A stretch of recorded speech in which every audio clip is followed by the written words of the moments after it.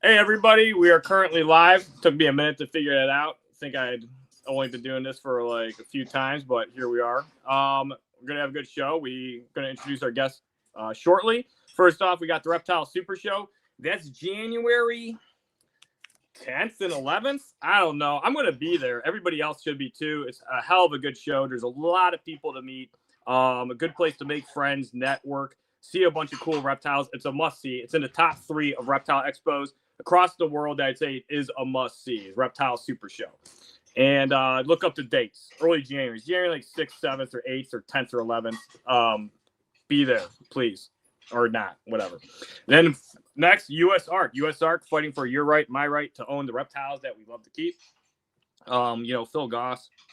We got Daniel in Florida, Vanessa, whole bunch of good people fighting for our rights to own, the reptiles that we love. Fighting bad legislation that's imposed that might make it hard to vend at reptile shows. So if you see them, buy merch, donate if you can. They're a great organization. So that's about it. We're going to bring on Dave. Dave's got some good skink action. Dave, what's going on in the background here? Because this is Christmas. What's going on over there?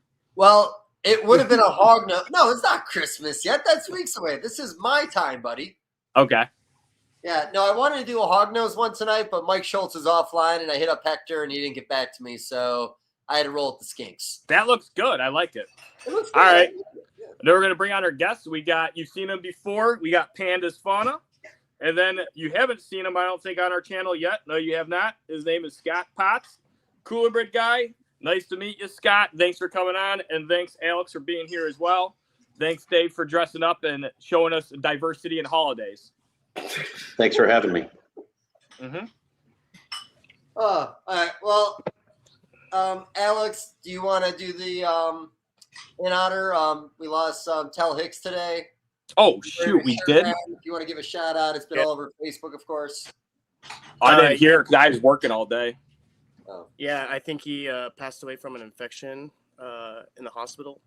I didn't know him too well. I saw him, growing up during shows and stuff whenever he would visit, but I always, have his art and wear his art, and he's always been a really cool dude. So, we lost a really cool reptile guy and a really cool reptile artist. So, yeah, that's terrible to hear. I always see his art going at the auctions. I know Steve Angeley's, his logo is Tel Hicks did that. That's art that Tel Hicks did. It's very sad. I know he's been around forever, so he'll be very missed. So I'm sure it'll be the next announcements of many shows, especially US Art, for probably more art from him. So yeah, definitely a shout out, man. But all right, well, Scott Potts, man, really appreciate you coming on. I'll be honest. I hit up Alex and I was all like, we need a really good Colubrids guy. And he's all like, I'm going to give Scott a call. So, I appreciate you making time for us. And, for people who don't know you, man, tell us a little bit about the early part of your journey in the hobby, the animals that got you in, a little bit what you're doing now. Sure. Yeah. Well, like most of, I'm sure you guys, I was out catching snakes and lizards as a little kid before this hobby, became what it is today. Just doing the usual stuff. And then I think it was about 30 years ago, a little over 30 years ago, I was just got married, and we were in a pet store to buy some dog food for our golden retrievers. And my wife was paying at the counter, and I was looking at a magazine rack behind me, and it was issue number 2 of Reptiles magazine. Are you guys familiar with that? They started out back in, I think, 94 or 93. Yeah. And so I grabbed that. I had no idea that it had gone from catching gopher snakes and king snakes in my backyard in Northern California to, I started looking through the classifieds in the back of that magazine and seeing, wow, people are breeding and selling snakes. And then there's all these different albino morphs. And so that's how it got started back in the mid 90s. And I immediately started seeking out where can I pick up some of this stuff. And up in Lodi, California, if you guys are familiar, just south of Sacramento, this guy named Bill Gillingham, he's an old dude who was breeding with Lloyd Lemke back in the day, and he had a great little store. So every time I got money and a free weekend, I would drive up to his store, and he was just bringing in mandarin rat snakes, and I think he was one of the first in our country, if not the first, to breed those, and tiger rat snakes from Mexico. So he had this great little store with great displays, and he really got me kick-started into breeding. And that following year, I had bought some adult California Kings albinos, and got my first clutch of eggs in '95. And from then on, I was hooked. What did a California King albino cost in '95? I wish I knew what I paid for the adults, but I remember selling the babies through like my local newspaper classifieds for about $30 a piece. Oh wow! I got 9 eggs, 9 babies, and sold them all. And yeah, I was like, wow, this is a great thing. So I went nuts buying stuff. That's cool because Reptiles magazine really introduced a lot of us, into the community, and it's like really inspiring to see breeders, other enthusiasts, stories, and publications of things going on in the community / hobby. Yeah, I think so. You're talking about it the other day. They're not going to be printing Reptile magazine anymore. It's all online. Yeah. They went back from print to digital, and their first digital release is actually an article, as a feature article for hognose snakes. So yeah, if you really want to read about plains hognose snakes, care, keeping, and it has a pretty structured guide for like a little bit of everything you need to know. I did it about like 5,000 words. I think they published all of it. They said he might do a 2-part because he said it's kind of long, but I tried to encompass everything. But anyway, yeah, Reptiles magazine, they're still great resource, and I think it's overlooked. So yeah, if you guys are interested, subscribe to Reptiles magazine. They have monthly articles, and it's a bunch of different species. It goes, anything between reptiles and amphibians, and a lot of times there's, every time there's multiple articles. I don't know how the digital ones always are. I know what mine looked like, but that's about it. What? Oh, go. I was going to say, one thing I haven't been able to do is part with all my old copies, and I've got those. I've got a cabinet out in the garage with all the years, like that's first fantastic. 10 or 15 years. Yeah. The older issues, because you're right, they started in '93. The older, it's the first issue. I'm pretty sure had a green iguana on it, and it was '93. But some of those old ones in good condition are going for like $20-$30. That's cool. Yeah, they've actually gone up in price. Like, some of them, you can get sometimes they're a little cheap, but I looked up online, and yeah, they're like 10, 15, 20, sometimes $30 for the old issues because, they're running out. I have a bunch of old issues. I unfortunately lost a bunch, but I still have a box of quite a few old ones and some of my original ones that I really liked. Like one of my favorite one was, of course, the June 2000 article with Richard Evans writing about Western hognose, and then there is he knows the month and the year. Yeah, and then there's a second article in there with Southern hognose. Yeah, I know a decent. Hold on one second, I'll be right back, guys. Yeah, we'll talk about your autism while you're gone. Yeah, I wish my copies were in good condition. Mine are all beat to hell from reading them and falling asleep in bed with them and that kind of thing. At least you still have them. Crazy. Yeah, I did save them, and I get it when we do the garage cleaning once a year. It's like, are we going to get rid of these? And it's like, no. I think I just bought another. I think it's like 75 to 100 from Ron St. Pierre. He made a post. He was going to take them to his local show, and I hit him up ahead of time. Now he's going to drag them all up to Tinley for me. I'm not much of a book guy. I really love pictures, so man, I love the old magazines. Like, sure, yeah, it's if nothing else, it's a collection of pictures and some history or some not so well known articles from some of the guys like Ron St. Pierre. Legend. Yeah, couldn't agree more. So, what was on the cover of issue 2? It's funny. He remembered that month that the hognose, the month and year of the hognose that issue he loves. I have no idea. I seem to think it.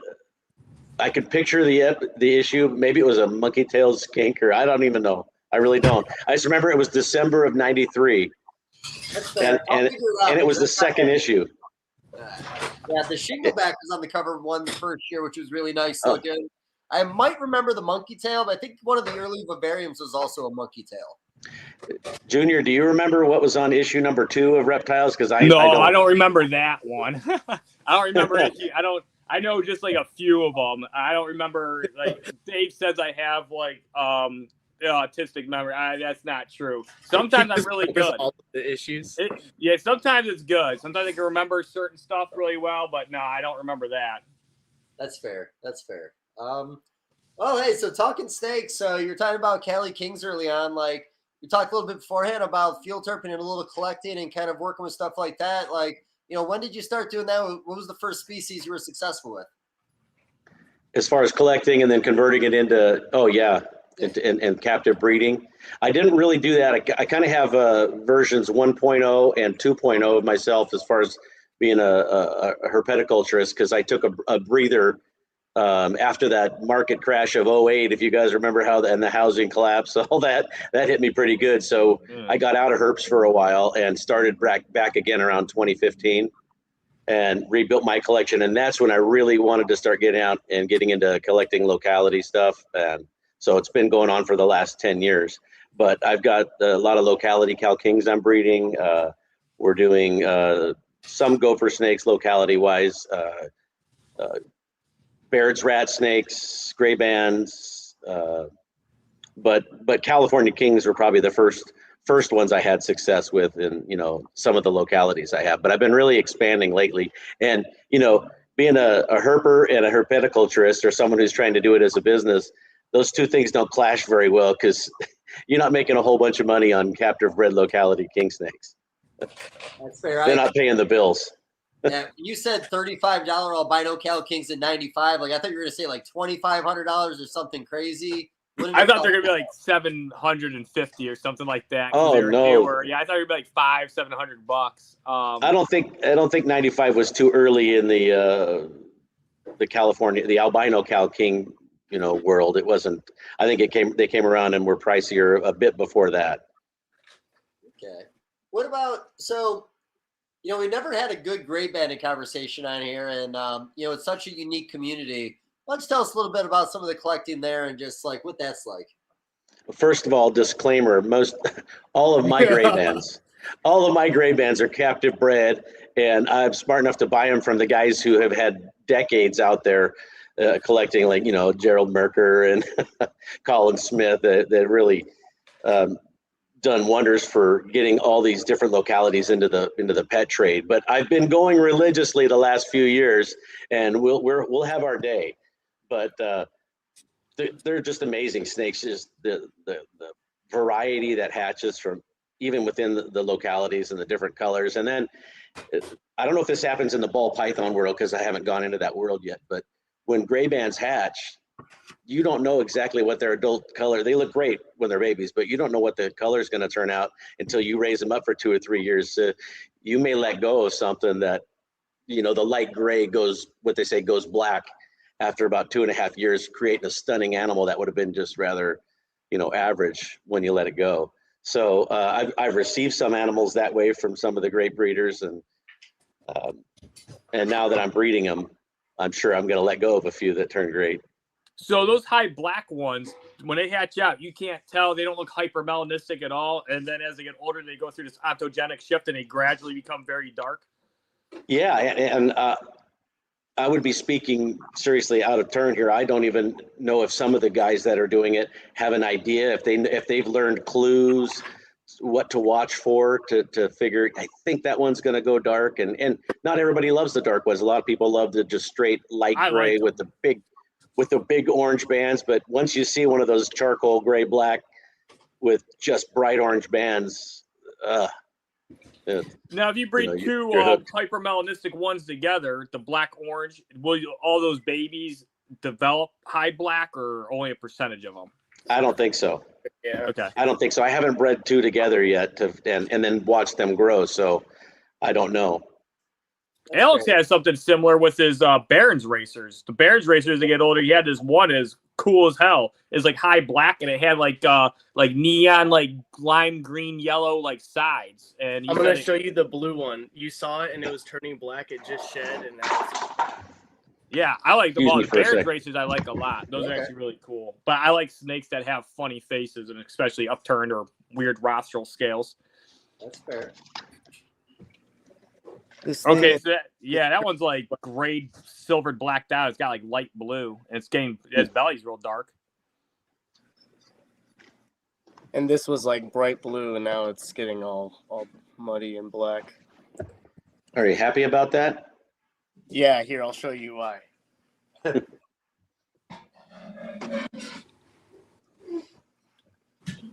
You know, with the gray banded thing, while he's getting that, like, you know, it's so funny. One's collected, like you said, at certain mile markers on, you know, a certain road. They don't look anything alike. So, like, when we talk about, like, trying to keep things, like, in groups, if they all looked exactly the same, I could understand it. But with all the variability, I never really understood that. I didn't understand it either. The first time I heard about it, so you could, like, fill us in what you think about this, Scott. But, yeah, I remember this one guy, a friend of mine, he bought a bunch of gray bands. And he was like, yeah, I mean, he goes, these are fun snakes. I was like, I've always liked gray bands. He goes, yeah, you should get into them. So I was like, you know, I was like, I really like these. I was looking at them. I started noticing there's like a bunch of different phenotypes that are drastically different. It all say the same locale. I was like, man, these things all look really different. He goes, oh yeah, you can breed the, precise locale together, and they can look a certain way, and you get all this variability. I'm like, then why the fuck are people so hung up on it, the exact precise location and the phenotype? If the phenotype is so variable, I was like, you can't even tell. Somebody could easily lie to you. You never even know. And so that's the point. Like, you know, if you have a really keen eye, you shouldn't be able to, you should be able to discern them. Or, a lot of us, I think, would feel that way. So what do you think? It's interesting how the gray band community is unique in the interweaving of the herper community with the captive breeding side of it, where they want to stay true to those localities. Like, this is what you could find in this particular part of West Texas. This exact snake could be from here, and guys will stick to it. Now, there are some that don't. You can buy generic gray bands all day long, but I don't know how that happened or why that marriage happened, where that's just stuck to so tightly, about keeping the localities. But I know that if you want to sell the locality gray bands, you have to buy from people and document, this was an F1 from this guy and that guy, and they came from here. And otherwise, people within that community aren't going to buy your snakes from you. Gotcha. If they can't feel confident that it's in kept locality. It bites the shit out of me. Sorry. Yeah, that's the one I liked a lot. Yeah, that one right there. So this thing was born like, green as hell. It was bright green, and then it got a little darker, and nobody wanted it, and then I kept it back, and it's really hard on the camera, but it's like pitch black, and her belly is the same. Will the other one turn out like this one, or is it on the way to being like that, you think? Yeah, I think it's on the way to being like that. I have a bunch of Barons racers, and not a lot of them are like that. And then this one's sibling is with somebody in Florida, and it was a total, bright green animal. I didn't think it was going to change at all, and that thing is super dark. So it's like, oh, cool, thanks. But yeah. I've seen many Barons racers other than at the shows as babies. I didn't know they could darken like that. Yeah, this is the first one that I've ever seen. I've bred Barons since I was in high school, and I've never seen a Barons go black like that. Her head used to be green, and now it's turning black. That's actually a good thing that nobody wanted them when they were ugly, because now if you can make more ugly ones, people are going to really want them. Yeah, right. That's how it works, right? Yeah. You got to have what's not normal. Exactly. That's the way I've been forever. It's funny, like, if I was a gray banded breeder my entire life, I'd probably be like the most honest guy ever until my deathbed, and then just to fuck with everybody, I'd just say I falsified all my records. Yeah, that'd be funny. You'd leave a post-dated letter, though, that was to be mailed a year later, saying you were just kidding. That joke, I want it to last forever. But you know what? It's actually kind of sad. Like, where I really do respect the locality. I always talk about how I've always been very more motivated in the hobby. Man, I love the Hypo project. There's an anery, I want to say, with that stuff. I don't know if yeah, like, I think that stuff's beautiful, and with such a variability in the animal, like, it just, with the mutations mixed in there, I like that more. But I know the community is not a huge fan of the morphs.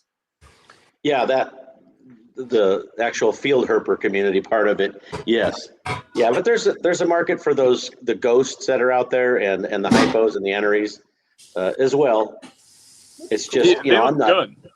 They look pretty impressive. Yeah, they're nice. I like the gray bands. There's something about the magic though of going to West Texas and the work you've got to put in to find one on your own. I mean, that's part of the magic of the whole thing. So, It's Rob hard. Christian was at the Daytona show, and he hasn't been able to test in the field yet. But he bought one of those like little guns with a screen on it, like an infrared. And he was wondering when you went herping at night, if you kind of scanned it in certain areas, if it would actually pick up on some temps coming off the animals. It worked on like bearded dragons and things that we were looking at the show, but like I don't know if it's worked yet, but it would completely change night herping if you could pick up on anything with that deal. You mean just when you catch let's say a gray band and then getting his body temperature at that moment? No. Just Like to with see- the infrared screen, literally you're pointing at the ground, you see nothing but blue, and then anywhere there's a live object, you'll see a little light yellow, a little orange, or a little red, depending on the heat coming off the animal. Interesting. So- I've never seen. How much would a cold-blooded animal change from the ground itself? Not as much as a mammal, obviously. Not as much. That's why it might be like a light yellow. That's where like I started out saying it's not proven in the field, but if it works even a little bit, it would completely change it. But yeah, it could not work, but it looks cool. I'll send you. Yes, scan a lot of areas though. You're gonna be scanning, and if there's like a bunch of yellow because of some like gradient differences and like stones picking up heat, you're just gonna be like, "Fuck this," and throw it away. I'd repurpose it. You can repurpose it, yeah. My buddy I wasn't does it. being literal. My buddy bought one of those for his. Actually, Jeff Ronnie posted in his boa room where he had all the 4-foot cages all the way down this hallway, and at night he had the light off, and he had that. And in every cage, everything was like green and blue and yellow, and then you just saw red animals in every cage. It was kind of badass. Oh, that's pretty cool. Yeah, but those guys Interesting. are So it sounds like it would work. Yeah, from there it sounds like it'd work. You could be like when what Predator sees when he's breeding his reptiles. You know, if Predator had a reptile collection. Is Predator a reptile, or he's from another He's an country? alien. Another universe. Yeah, he's from a different universe. And he's he's an alien of some type. Pretty brutal one. So it's isn't it Predator versus Alien? So it's Alien versus Alien? It's a different type of alien. Yeah, technically it is. I mean, but that specific one was called Predator. My one friend went and seen the one movie, Predator versus Alien. He really hated it, and then his friend wanted to see it, and he was ruining it for him. And he kept saying that the guy in the movie was addressing Predator as Predator, like he's calling him Predator. But that's not. Anyway, let's talk about snakes. Well, actually, Predator. I have to ask Alex a question. I think it was a new Predator movie, right? But it's kind of gay, where there's like Predator communities, like little kids running around, like. It's not as vicious as the ones we grew up on. Well, that's the thing. I mean, here's the thing: if Predator really if it exists as a species, it would have to kind of have some sense of community, and they're not just constantly hunting for sport. Maybe that's not the world I want to live in, but that's fine. You just watch Predators 1 and 2, then the first two. That's cool. Okay, Scott, we're so sorry, buddy. We'll never. That's okay. I want to ask Alex a question, if I could. Alex, I know you field herp. Have you gone out to West Texas at all?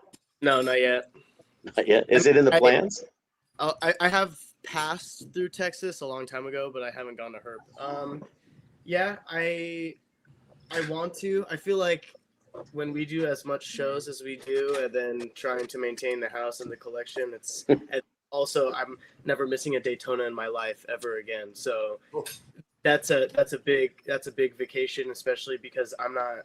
I don't want to be there for like 4 days or the weekend. I'm trying to fully submerge myself in Florida. So, I understand. I don't know. I feel like that's a pretty big trip. I bug Merker to go, but every time he goes, it's like busy season for me for work. So it's like doesn't really add up. But that'd be really fun to go with Gerald and Walter.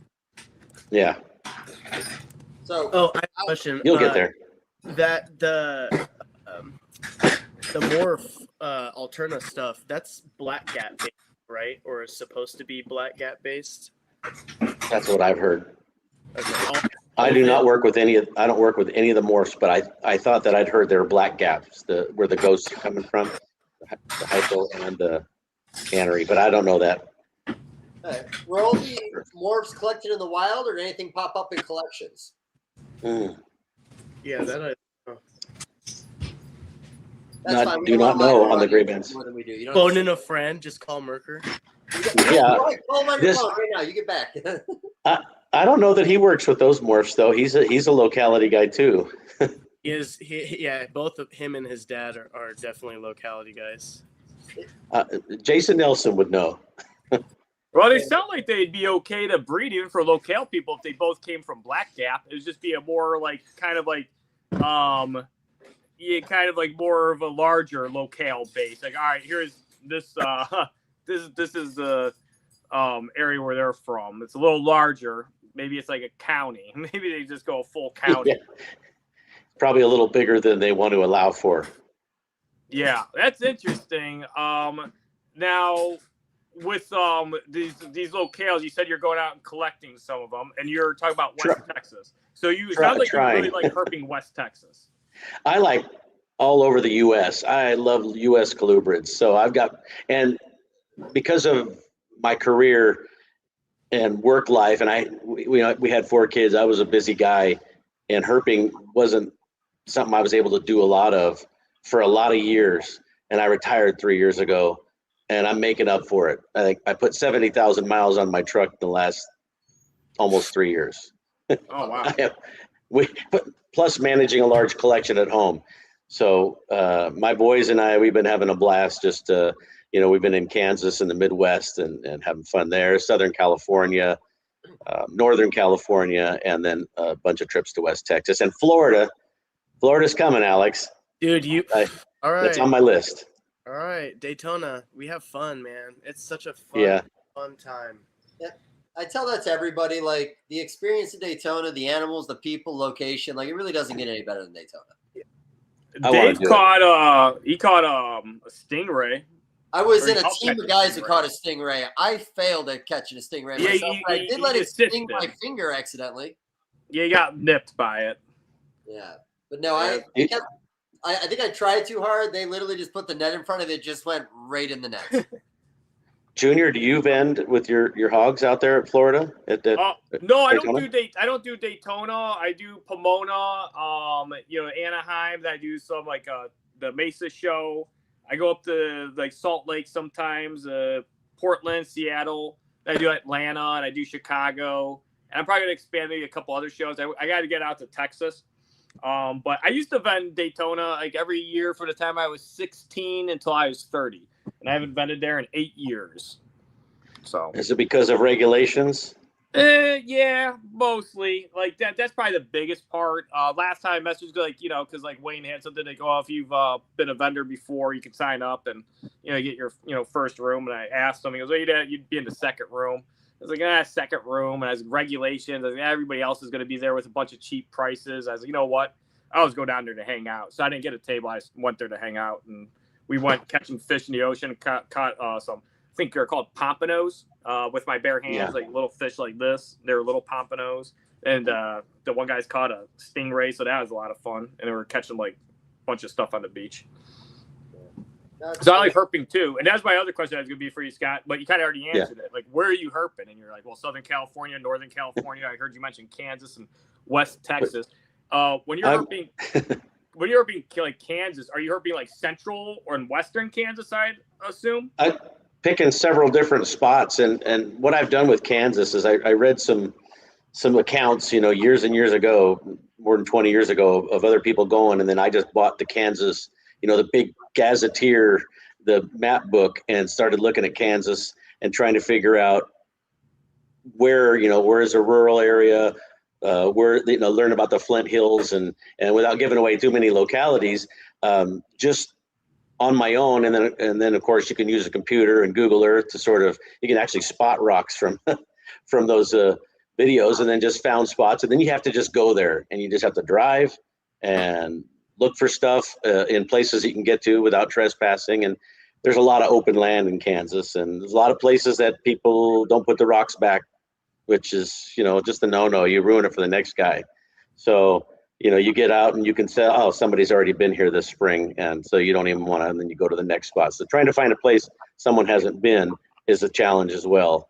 But if you flipped, artificial cover and rocks and logs in any other place, and you know how hit and miss it can be, and you're happy you find a handful of snakes in a day.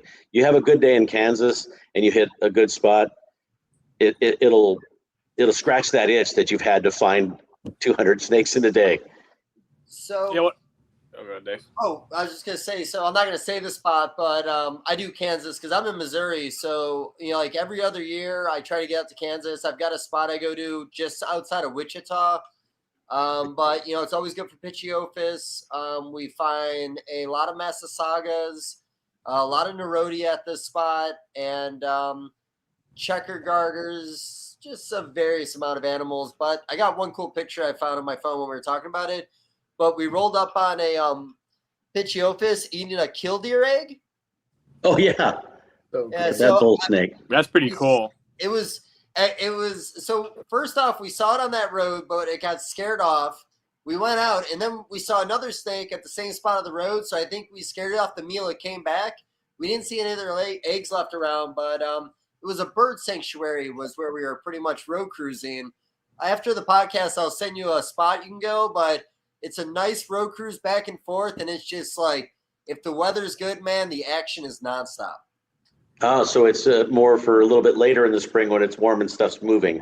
Well, actually, you could do early to mid-spring. Man, I can't remember. Gotcha. I want to say that was probably an April trip, but I could have done it in March and been successful also. My one buddy gets out a little earlier than me, and actually, that was May 13th when I was there. That was a lot later. I like being there in April, but even then, I think we found like 14 bull snakes that day, and I think we saw 7 Massasaugas in total. I want to say we saw about 60 snakes. Wow, yeah, that's. I was about to ask about that because, like, when you were mentioning the species, I was like, I wonder if guys, where are the bull snakes? I herped western Nebraska a few times, and man, that's the fun part. Like, you find like these massive bull snakes, and they're really healthy looking too.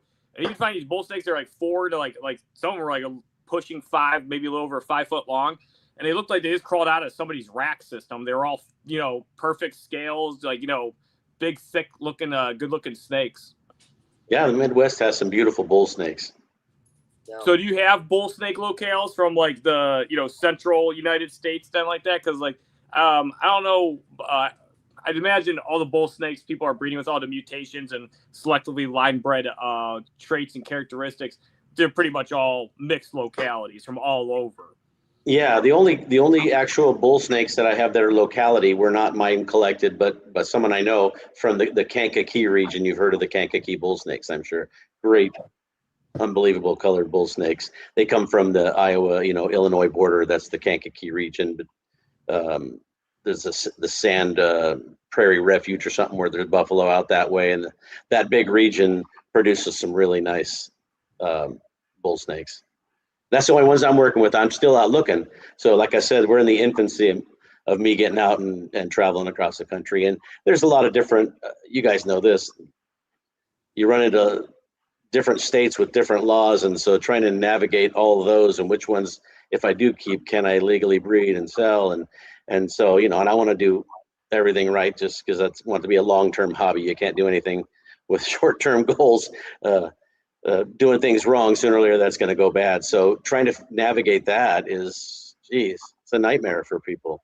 When we were at that Kansas spot the first year we were there, we just kind of did everything was cool. The second time, like literally a Fish and Wildlife guy pulled up as I was just like laying on my chest taking pictures of a garter, and I got all excited when he showed up. We're not fucking around. We don't have anything in the car we got to worry about. We always probably say too much, but he ended up telling us to stretch the road to spend most of our time on to see the most animals moving. But he did tell us to touch an animal, you had to have a hunting license in the state. You had to have a class to do it. But with that, you could collect X amount a year. So it's like a yes. Apparently, even flipping rocks in the state is illegal. Yeah, it's cost me $131 as an out-of-state herper every time I go to Kansas and hunt snakes. Yeah. So, they don't when you buy it online, they say nothing about a class. Okay, but I guess if you were using a firearm, they'd probably be harsher in requiring that maybe. But just collecting snakes, I've never had an issue.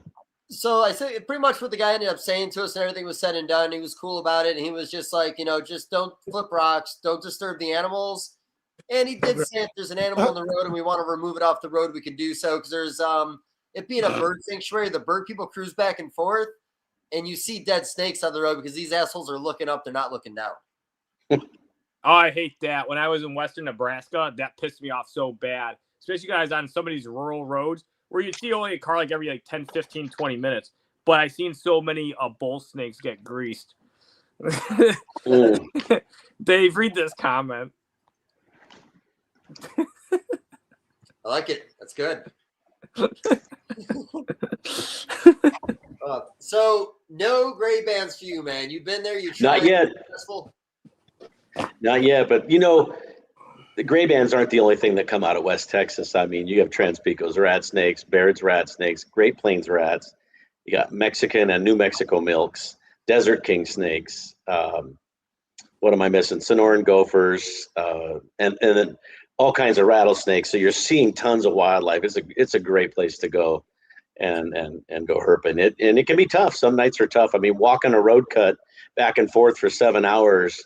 Some nights you see nothing.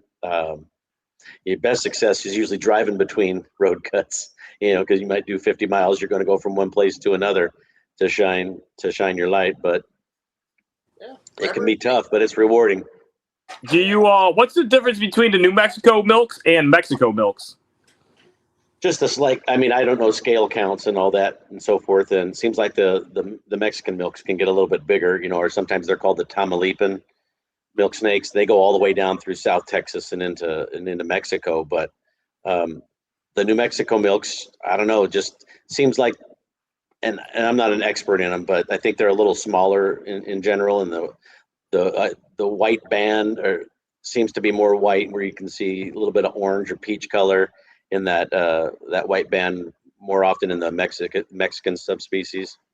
Yeah, I really like milk snakes. My first pet snake was actually an Eastern milk snake, and that was the first snake I fell in love with because my dad had a North American Audubon with illustrations, and there was an Eastern milk snake, and it was like depicted as like this really light gray, kind of reddish burnt rusty brown blotches and real nice black circular pattern. Obviously, it's a drawing, so it looked a little more perfect. But I thought it was really, really cool. But yeah, because I asked that because I see the Mexican milks a lot, but I don't really see too many people with like New Mexico milks. So I'm sure they intergrade. Why do they have to? Because like all milks like intergrade, at some point. They do, yeah. I think they do. Around Sanderson is somewhere out that direction is where they overlap a little bit, maybe even further to the east from there. But I don't know. I haven't seen pictures of one, but most things that are closely related like that, occasionally you see a hybrid. Whether it be rattlesnakes or bulls and gophers, you start to see a blend. Some people are saying we have audio problems. I don't think we do. I think you guys have to check your audio because we can hear Scott fine. Yeah. I left out one snake that's in West Texas that can't believe you didn't call me on, Junior. The I was waiting for. I don't know if I was going to ask you if you found any. Have you found any? Yeah. You know why it's hard? Because you're out all night till as long as you can handle it, looking for gray bands. They're a cool weather snake, so you can find them up until dawn practically. So you stay out as long as you can, and then if you're going to go hognose cruising, you want to be on that road by those gravel roads or through the flats at 8:30, 9 o'clock in the morning at the latest. So it's hard to do that turnaround. Have you found plains hognose in like Kansas or West Texas? The only hognose I've ever found was in southeastern New Mexico, just north of Roswell, Artesia area. Okay. Back in 2006, I remember that. So it's been a while. Hognose are kind of notorious for that, though, being difficult to find unless you have a specific spot and you happen to live nearby and you have a really good, habitat that has a strong population. And then you can go out when the climate is perfect and you can find like a decent amount of them. Because I know people that, find, 5 or 6 in a day, but it's generally not somebody that's, they're traveling or going out herping and, and they're, road cruising or that, if you're lucky, you're finding like 1 or 2 and you have to be there when the weather is like, in favor of plains hognose, activity. And they're traveling, their activity patterns are a little different than what most other things are that you're looking for. So, in eastern Arizona, I saw a DOR hognose, but, because I wasn't out at the time he would have been active, I was out at night looking for king snakes. Shoot. Yeah. And then where you're finding the Alterna, that's more kind of like rocky outcrops. I'd imagine the hognose populations are probably a little smaller there. I don't know exactly where this locale though is, or these counties are, or what part of Texas. Like, I'm not trying to give away spots, obviously. I think they roam through most of Texas. Okay. I mean, the east side, the western. Yeah, I know the western, but I'm talking about the Alterna where you're herping for them. Are they like? Yeah, that's pretty exclusive to the Trans-Pecos region, basically, of West Texas. Okay. Yeah. You can. I mean, the books are out there with all the information, but yeah, once you head past Del Rio going east, you're leaving Alterna Range. Yeah, I'm gonna see where it's at, because I'm wondering if there's Mexican hognose there, or if there's still plains. Is it south of Midland? That's Mexican. It's Mexican hognose out in West Mexican Texas. hognose territory. Okay, yeah. That's what I was wondering, especially because when I've seen people look for Alterna, it does look more deserty and there's more rocky. It kind of looked more like if there's hognose there. I was like, that might be Mexican hog locality, but I just didn't know where they were finding these. I I love gray bands, but I'm not super knowledgeable on them. I don't know where these guys are actually going looking for them. I do know this, Scott. You may have actually seen. This is just a funny prank. Somebody had a rubber snake, and they painted it to look just like a gray banded king, and they put it on like a rock crevice in a popular gray band herping spot. Yeah, some of the guys do that to each other. Or I've seen cut up hot dogs positioned just a few inches apart from each other, so when the light hit it quickly, it looked like a gray band. Yeah, that's interesting that they did it with a fucking hot dog that's cut up. Yeah, so people are doing all kinds of pranks out there on their buddies. It's kind of messed up too, because as many hours as you put in, if you finally think you find one and it was fake, I might lose it if I had one that really looked real. We have my dad actually made them for me. My dad does a lot of cement work, and he has a mold of plains hognose, and it's cement. But if you leave it out, it's kind of weathered, especially out of the corner of your eye. If you put it, because it's very earthy colored. So if you put it in a prairie or something like that, or under at first glance you'd think you'd found a hognose. It's really nice for those people that have been looking for them for years, and that kind of prank would be horrible. I'd be so angry. It's pretty messed up. So, if you, I don't know how often you do the Kansas trip. I do a lot of spring herping in Missouri. I don't even know what that is, man. Somebody asked me to show it. It's a Venusaur card. Just say it didn't look like anything. Oh, it was cool. You don't have to look at his Pokemon cards, buddy. We'll talk about snakes. My boys have them. Oh, cool. But yeah, no, Missouri, typically in the spring, late March, early April is kind of prime time.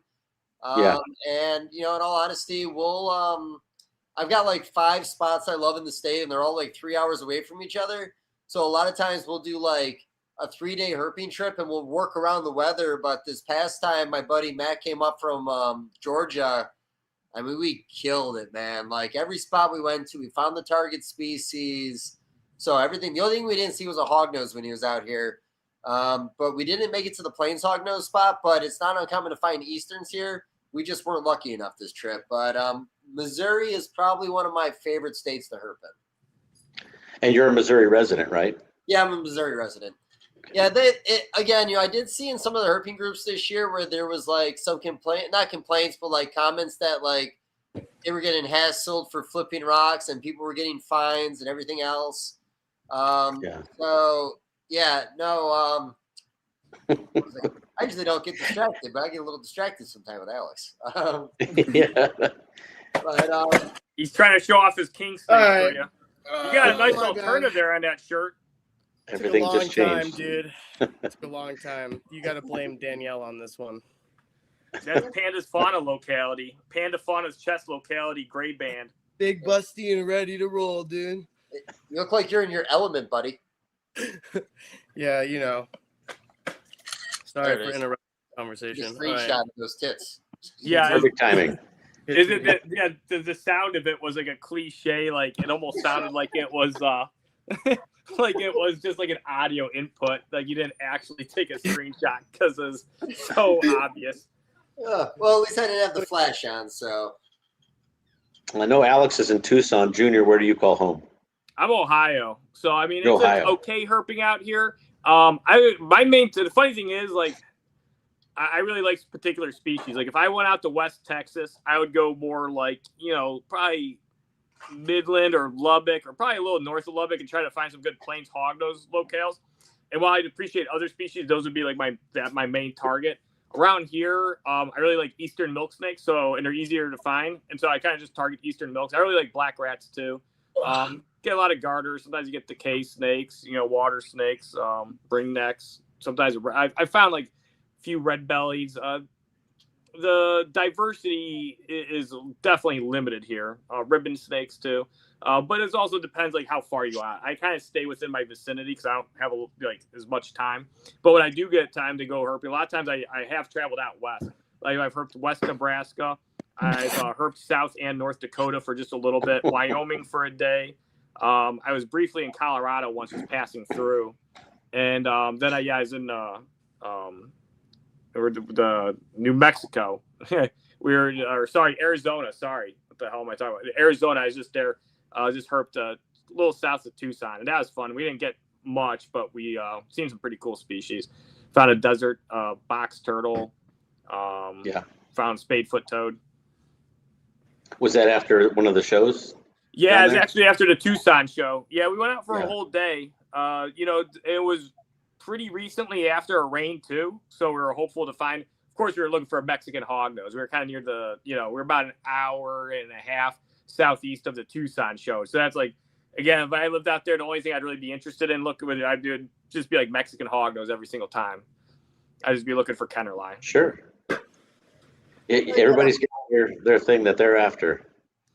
Yeah. And so, but I will say, like, when I was in Nebraska and I would herp for like hognose and like hours and hours of not finding one, when you find a bull snake, it definitely is fun. And then, it'd be a good distraction, like, oh, cool, bull snake. And then they were a lot of fun to handle and interact with. And I caught some of the Western racers too, I think the yellow bellied or whatever. They're really pretty. Yeah, they are. They're nice when they're full grown, especially from, I think the best area there is Wyoming. Oh, really? Unbelievable green and yellow there. What the funny thing is, they were pretty green, and I found three when because I herped Wyoming for a day. There's this one, I forget where it is, eastern Wyoming, and it's probably about 2.5, 3 hours north of like Denver, and it was next to this lake and kind of like this little slough runoff, and there's prairie, and so I knew plains hognose had been sighted there. And the only thing we found, I've seen a few little like lizard species. I couldn't identify because they're real fast. And then three racers. We got three racers there. And the racers in western Nebraska too were very, very pretty as well.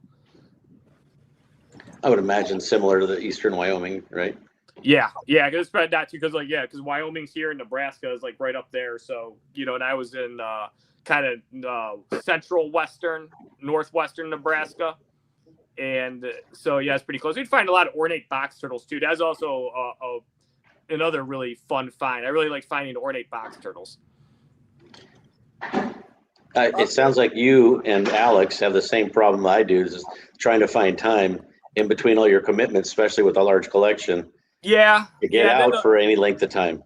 Yeah, the other thing is too, like, if I actually, what the funny thing is, the one thing I do like, Scott, and this is something that you definitely appreciate and something we have in common. I definitely like herping, but I do want to go to more states, and I have a few now. I don't have many.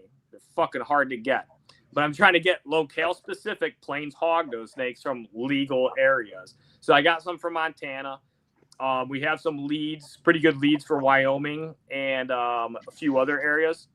And I'm trying to figure out to Oklahoma. Oklahoma, I think you can collect from, but I think you need a hunting license. Yeah, I have roads that I've herped in Oklahoma because I got a show in OK City. It's about a 50-minute ride from the show, but again, Massasaugas, and it's funny, like the first 3 years ago in there, like we saw like the occasional legless lizard, never saw a horny toad. Now we go there, like I think we found like 20 legless lizards last time, to the point we stopped stopping the car. There were so many of them, we got bored of them. And horn lizards now, I'm finding horn lizards every time I go there, which is awesome. Those, actually, when we found one of those, and we found a couple of them in Arizona, that was probably my favorite find. I forgot about those. Those were hilarious to watch them run, because it's like an in between of like a toad and a lizard, their movements. Those are really fun lizards. Crystal caught one that has like a chunky one that has like that big. That's awesome. Yeah, when we saw the first one cross on the road, like me and Mike looked at each other, and I was all like, I think I just saw a mouse crawl across the road. Sure. And of course, like we're looking like 5 feet off the road for it. It literally made it to the edge of the road, just like stopped there. And that's what they all did pretty much. Boy, they stopped, and sometimes it can be hard to find once they blend in with that gravel. They blended very good. And Dave, you thought this was a mouse? Well, it kind of did like this really fast scurry, but it looked like a toad kind of crawled, but like it was fast, but it was just, it's kind of like we knew exactly what we saw, but we had never seen one before. It almost like took a second to register. They're funny to watch run. Dave, those pumpkins haven't been there that whole time. Where'd you get those from? Oh, well, it was an old podcast. I was going to make some titties, and I made these. This one's still functional. This one's just a pumpkin now, but, it's close. That's crazy, bro.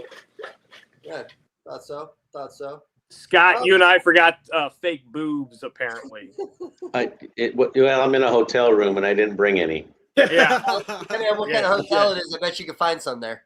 I didn't notice that was the theme tonight was fake boobs. Well, I'm in San Bernardino. I'm not leaving this room for safety They're a purposes. little too close together. Hold on, I gotta spread them apart, dude. Maybe it's Alex no one can hear. I could hardly hear Alex. Should I yell? Yeah, I think you need to be closer when you talk. That's all. Yeah, just Dude, gotta you pull guys your are shirt sitting down on top and lean of- forward when you have something to contribute. Hey, Sorry. Scott, what's upcoming like herping trips? Ones that you have? Oh man, ones that's my favorite part of the winter. That's how I get through the winter is getting out the map and start, figuring out where I can go, when I can go. And you do expos like I do, and so you're laying out all these expos and going, well, man, I need this much time to prepare ahead of time because then I got to travel, and this is the wrong time of year to go to this place. So we're getting all that laid out, but West Texas is on the docket for sure, and actually South Texas to look for indigos this year. We're going to do that. That'll be cool. Possibly Eastern Kansas this year for a trip. It's the Sacramento and the Mesa Reptile show are on the same weekend, late or mid-April, which is when I'd like to go to Kansas. But and we're gonna split up a team and go to both expos. So got to get back from Sacramento and Mesa, and then be able to get back to Kansas. I don't know if that window is going to work. I like to herp Kansas in April. Oh, why do you like Kansas so much? Is it because of species diversity? There is a great speed. I'm into, I love the king snakes there, and I still haven't caught a prairie king, and I'm a little annoyed by the amount of rocks that I've flipped and the amount of speckled king snakes and milk snakes that I've found in Kansas, and I haven't seen a damn prairie king there. The speckled kings are good looking, and I like the milks up there. Those are kind of more like the Central Plains and maybe like red milk integrate if you're in Eastern Kansas, or are those still Central Plains milks? Well, they kind of blended all the milks together in the same subspecies, but the red milk snakes are on the eastern half of the state. Gotcha, And then, in central and western, used to be the gentilis, which was the, Central Plains milk, and then in the Flint Hills is where you start to see, which is in between there, the blend of those two, and you see a lot of them when you're flipping rocks in Kansas, but and we see a lot of speckled kings and a couple thousand ringnecks, but no damn prairie kings for me. And other guys are having no problem finding them, so I just got to get that monkey off my back. So the neighborhood where I live in Missouri, that's all I find is prairie kings crossing the road, and. Yeah, I bring it up all the time, but, small world, a guy that lives 2 doors down from me used to be a collector for Bob Applegate back in the 90s, early 2000s. So he's always over here, but he collected some eggs in the yard, hatched them out, and it ended up being prairie kings. And one had a really cool split pattern, nice silver to it. But, that's the one thing you just see always cruising over here is prairie kings. Might have to come by then. Those are cute gotta snakes, and they make good pets too, but they're not like widely known. But I like those prairie kings and the and they're just not a staple in the pet trade, and nobody really wants captive bred prairie kings. No. So again, it's just part of it's that and, collection side of me, the herper side of me that wants them, and not necessarily the breeder seller. That's fair. They did find albinos in the state this year. I think 2 of them, and they did find a really cool striped one. I think it was like in one of the Missouri herping groups, but I would say every time I do a herping trip every year, one of my spots will have it, and probably most of my spots I go to, you have a chance at those. Yeah.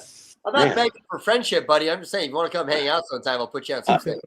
I want Prairie Kings. So, and we went to, I tricked the wife into a Kansas, Missouri trip by saying we were going to go to Branson, which we did. And I had all kinds of different spots picked out in Missouri that looked like they'd be great for around Branson, pretty great for flipping and so forth. But the 3 days we spent there late April, poured it rain the entire time. Yeah, we started one of our trips this year in Branson, and like the start out trip was a lot of red milks, pygmies, prairies. We found a few other things there. I think we started with so there's 28 species of snake in the state of Missouri. So the goal every time my buddy comes out is to see at least 20 species. And I mentioned we do have to kind of glide around the state a little bit, but I haven't seen the fox snake yet. I haven't seen the mud snake. I haven't seen the Massasauga within the state. And I probably got 3 or 4 other animals, but I'm at 22, I want to say. Yeah, you haven't seen a plains yet. I want to get out there and find a plains hognose with you this year. How far is it for you from Ohio to get out to where he's at in Missouri? I think 11 or 12 hours. Yeah, it's just far enough to be a pain in the ass. If it was 7 or 8 hours, it'd be a lot more, But I mean, Alex, what does that mean? You don't like the drive? Yeah, dude, I can't stand. Yeah, I can't. I mean, it's fine. I herp, dude. I like hiking, and so it's I can, I could be on my feet for hours doing whatever in whatever terrain. But yeah, driving and just doing loops the whole entire time drives me crazy. If somebody else is doing it, or if I'm with a group of friends, it's cool. With me and my dog, and I'm cruising the whole entire time, it gets a little boring sometimes. All right, somebody asked to show a Pokemon card. There we are. That's a Bulbasaur. That's a Bulbasaur. What are your I guess what are you trying to find next year that are your top 5? Well, we're going to put indigo. That's a good one. The Texas indigo, and the Prairie King staying there. He's not that exciting to most people because they see him. I just can't. So I got to get that one knocked off. There's a few more localities of Rosy Boa out in Southern California I'd like to see, and also some Northern California Mountain Kings. Cool. So those are kind of high on the list. And number 1 is always going to be the gray band, or multiple gray bands. Now I didn't find a gray band last year. I got skunked the last 3 years, or my whole life, but I've only been trying for 3 years, really. Are you going to the same or generally the same cuts, or are you trying different? No. Places? Here's the thing about West Texas, just if you ever go, is that parts of West Texas really suck for your daytime while you're not herping. Going to Sanderson, Texas is great, but the restaurants and the accommodations there in that little town, you got to spend the whole day there until the sun goes down before you start herping. So I figure that in because I'm usually bringing either my sons with me or my wife, and I can't make the trip for 5 days be so brutal that they'll never want to come back. So Alpine, Texas is a great little town. It's a little bit higher elevation. Yeah, you go there later in the summer when they have their monsoons, and they got a lot of great little restaurants and a lot of places to choose to stay. And the Fort Davis, the little mountain community, is right up the hill. It's a neat little town, so you can actually make it a little vacation while you're herping at night. A lot of places you can get to from there. You can get to Black Gap. You can do all over the Davis Mountains. You can do hognose cruising in the area. And you can drive out to Sanderson. It's only a little over an hour to get to Black Gap and the River Road you've heard of. So some places though, in Del Rio is a bigger town, but I don't want to go to Del Rio. That's way over there. It's on the other eastern edge, and I don't know. I stayed there once and I didn't enjoy the town at all. So great bands are pretty hard to find. I think that's my question was going to be is how many are you finding a year? So these things are pretty elusive. That's it. And some guys, I read a story of a guy, 20, 30 years ago finding 15 in a week. I mean, it's unbelievable. No, I believe him, but it's just that's the craziest, that end of it. And then another guy, I was watching his YouTube video this last winter, and he was coming home from like night 68, and he still hadn't found one. 68 nights. Oh my goodness. That's so yeah, I'm somewhere in between. Not anywhere near 68 nights, but we're getting up there to not having found one. And I am not the most dedicated gray band hunter. I get bored looking at the cuts sometimes. I'm like, I got to get in the car and drive. So they ever find gray bands flipping, or is it pretty much just all cruising and looking at rock crevices? Definitely, I have not heard of one being flipped. It's probably happened somewhere, but since they're nocturnal, they're in fissures in those in the limestone crevices all day long, and come out when the sun's gone completely, and they like it cooler. And Gotcha. when they come out of what's known as a rock cut is when they cut a highway through a hill, it leaves a slice of rock on rock face on both sides, and there's fissures that go back into there, and that's where opens up for these snakes to come out of those crevices, hunting for crevice spiny lizards or other lizards that need to get to the sun. So they're right on that opening, and that's kind of the main way. They're found at crossing roads every now and again and some other situations, but that's when you hear rock cuts, that's where people are, because they've sliced through the mountain and they've created this little micro habitat for a whole community of animals on the face. And you see all kinds of interesting insects and other snakes as well, and sometimes foxes and badgers. And so it's kind of a neat little, if you like animals and different things, it's really fun to do at night with a flashlight. You see all kinds of things you wouldn't see during the day. Okay. Nice. They're also like rock specialists, you know what I mean? So if you like compare them to any other king snake, they got a flat ass head and a little ass head, and they're just built for being in the rock crevices and finding, like what Scott was saying, is finding lizards. So yeah, that makes sense, because every time I see they definitely have a different shaped head than like pretty much all the other king snakes, a lot flatter. Yeah, it's a neat little world out there. But I'm not just in love with those guys. I mean, I like the East Coast. I want to catch black rats in North Carolina and see corn snakes in Florida. I just want to get out and do all of North America. And there's so many cool things that we have here. Sometimes we take them for granted, and habitat's disappearing at a pretty alarming rate. You look at Florida, where the king snakes there used to be so common, from what I'm told. I haven't personally looked, and I've read a lot of literature on it, but the Pinellas Sand King near Tampa Bay, there's almost no habitat left there with the expanding populations, and people that are there talk about they haven't seen one in a decade or more. So I was lucky enough to buy some. Yeah, that's why I believe that story. Like you said, this guy was 30 years ago finding like 15 gray bands. It's like they probably were more common then, and it's like I've heard those stories a lot of species. Even for me, like my milk snake spots, I don't find as many milk snakes there as I used to when I was a kid. There's less of them.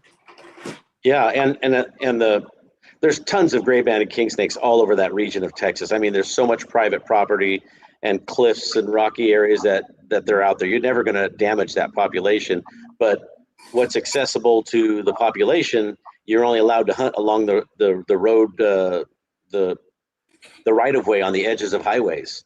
So otherwise everything's private property, and you don't want to be walking on private property in Texas in the middle of the night. It's a bad idea, especially down close to the border. So those areas, though, I'm sure there's been a decrease in the population, whether it be temporary, just from people having success collecting some of those ones that were right there on this. Maybe it might be a 1/4 mile long road cut that's 20 feet high, and last year maybe somebody, three or four guys found a handful of them. And so,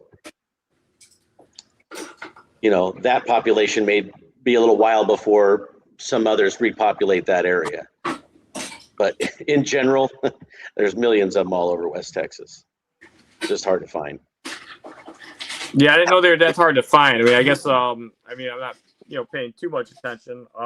But yeah, that's pretty impressive, though, that you sometimes have to put in that many hours. So that's definitely kind of like a grail snake then to find if it's on your checklist of species. It is, and they're so beautiful. So I admit it's got me on a little bit of a chase. So, but Yeah. not completely. I'm not completely focused on that. Yeah, it's so like I went down to like Apalachicola for the Apalachicola King, and we did a ton of cruising over there, and unfortunately we didn't find one. I think we found like, what do we find? Cottonmouths and maybe a couple rat snakes, but the amount of time we put on it was a pretty good road. But there was a herper that was directly behind us who caught up to us, and he saw a coral snake just behind us. That's another species I haven't run into yet. Oh boy, the first night in 2007 of road cruising in West Texas, I had my two young sons. They were like eight or nine, something like that, and they were strapped in the car seat in the back of my truck.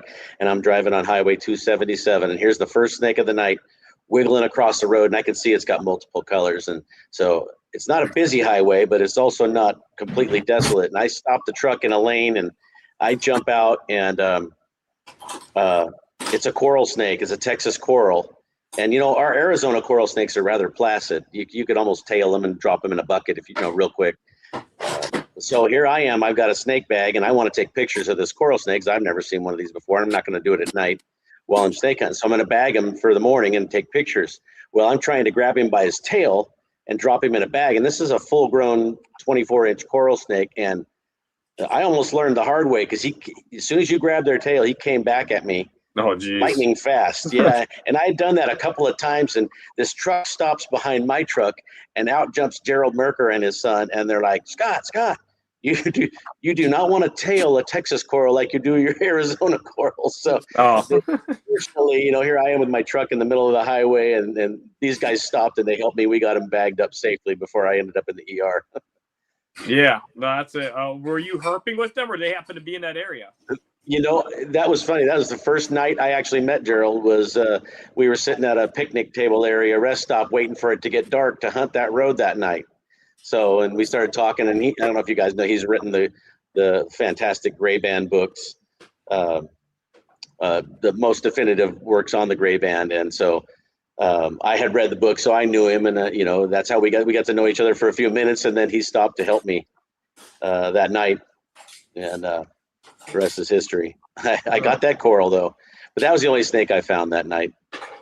But it's a pretty good prize. A lot of the gray band hunters go out there and hunt for years, and they find gray bands and all the other things and haven't seen a Texas coral. So I guess I was lucky in that respect.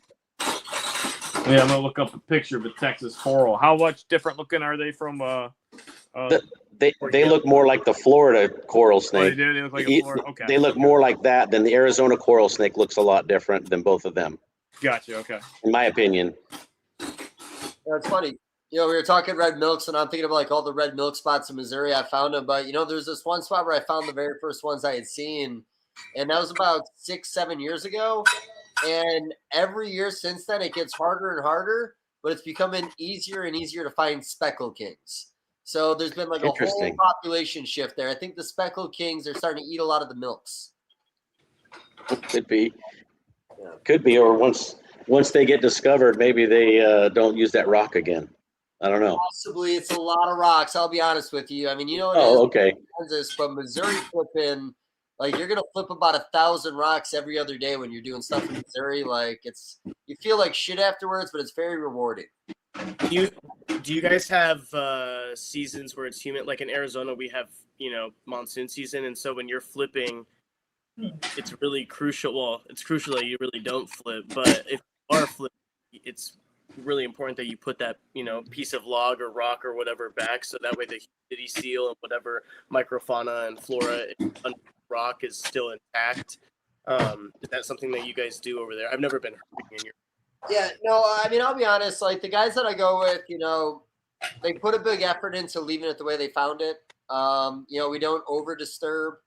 And it's always been that way. I don't really collect. I won't go chasing after a snake all the time. Sometimes I will. And honestly, a lot of times, like if I flip a rock and see an animal, I'll just get a picture and put the rock back down. We're not necessarily displaying everything. especially if it's a species we've already seen a bunch that day, like, we don't over disturb, but we do our best to always try to get the rocks back where they're supposed to be. We don't fuck with the ones that are too big.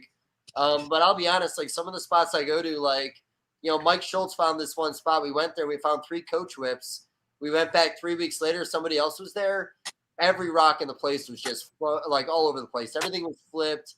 It just depends on who goes out there. I hate to say it, like herping in the state is definitely becoming more popular because I'm noticing more habitats I go to are more disturbed every year.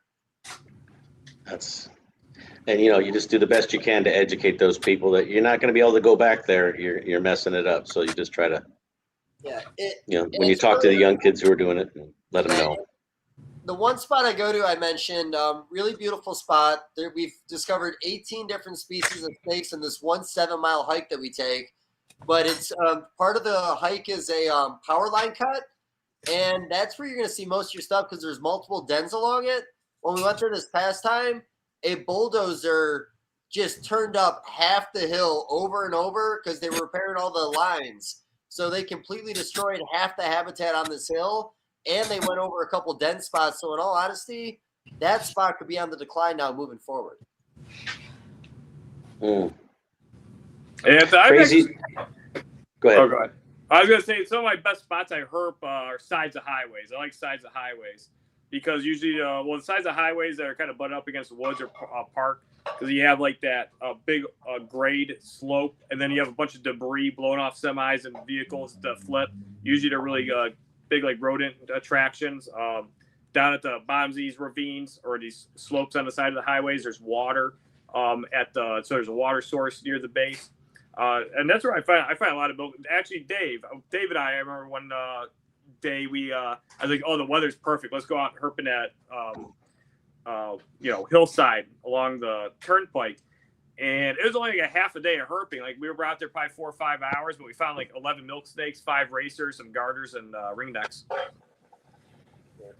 It's so just like you, like a lot of times when I'm planning my shows for the year, I like to plan around herping spots. So like I'll literally vent certain shows, even if they're dog shit shows, if I know I'm going to cover my expenses and I know I'm going to have a chance of seeing something new.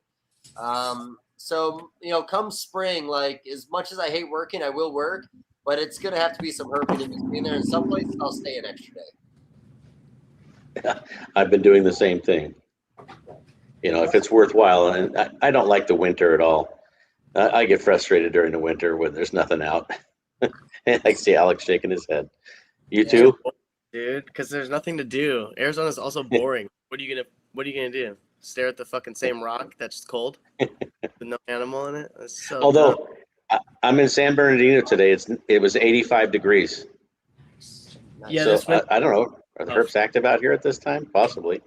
Probably. I mean, I don't know, man. Merker and I just brumated all of our stuff, so I mean, we're having a late winter. How many species are you working with, Scott? Yes, yeah. Somebody asked how many species are you working with? Wow, that is I have lots of species of. Well, I shouldn't say lots. I do. I am kind of. I'm all over the place. I mean, I get excited about this, and I get a pair of those, and a trio of these, and so lots of kings, and a lot of locality stuff. Some black rat morphs we're just starting to cross into, and gray rat morphs. We got a couple racks of corn snakes, a lot of different color phases, and like those bulls, pines. I got this year we produced. I think I hadn't heard of too many other people having success, but our Guatemalan bull snakes, the lineaticollis produced for us, which was pretty exciting, and. We do the northern Mexican pines and lots of different color phases of bull snakes, ghosts. Our ghost line had some hidden white side in it, so we popped out white-sided ghosts, which was really neat.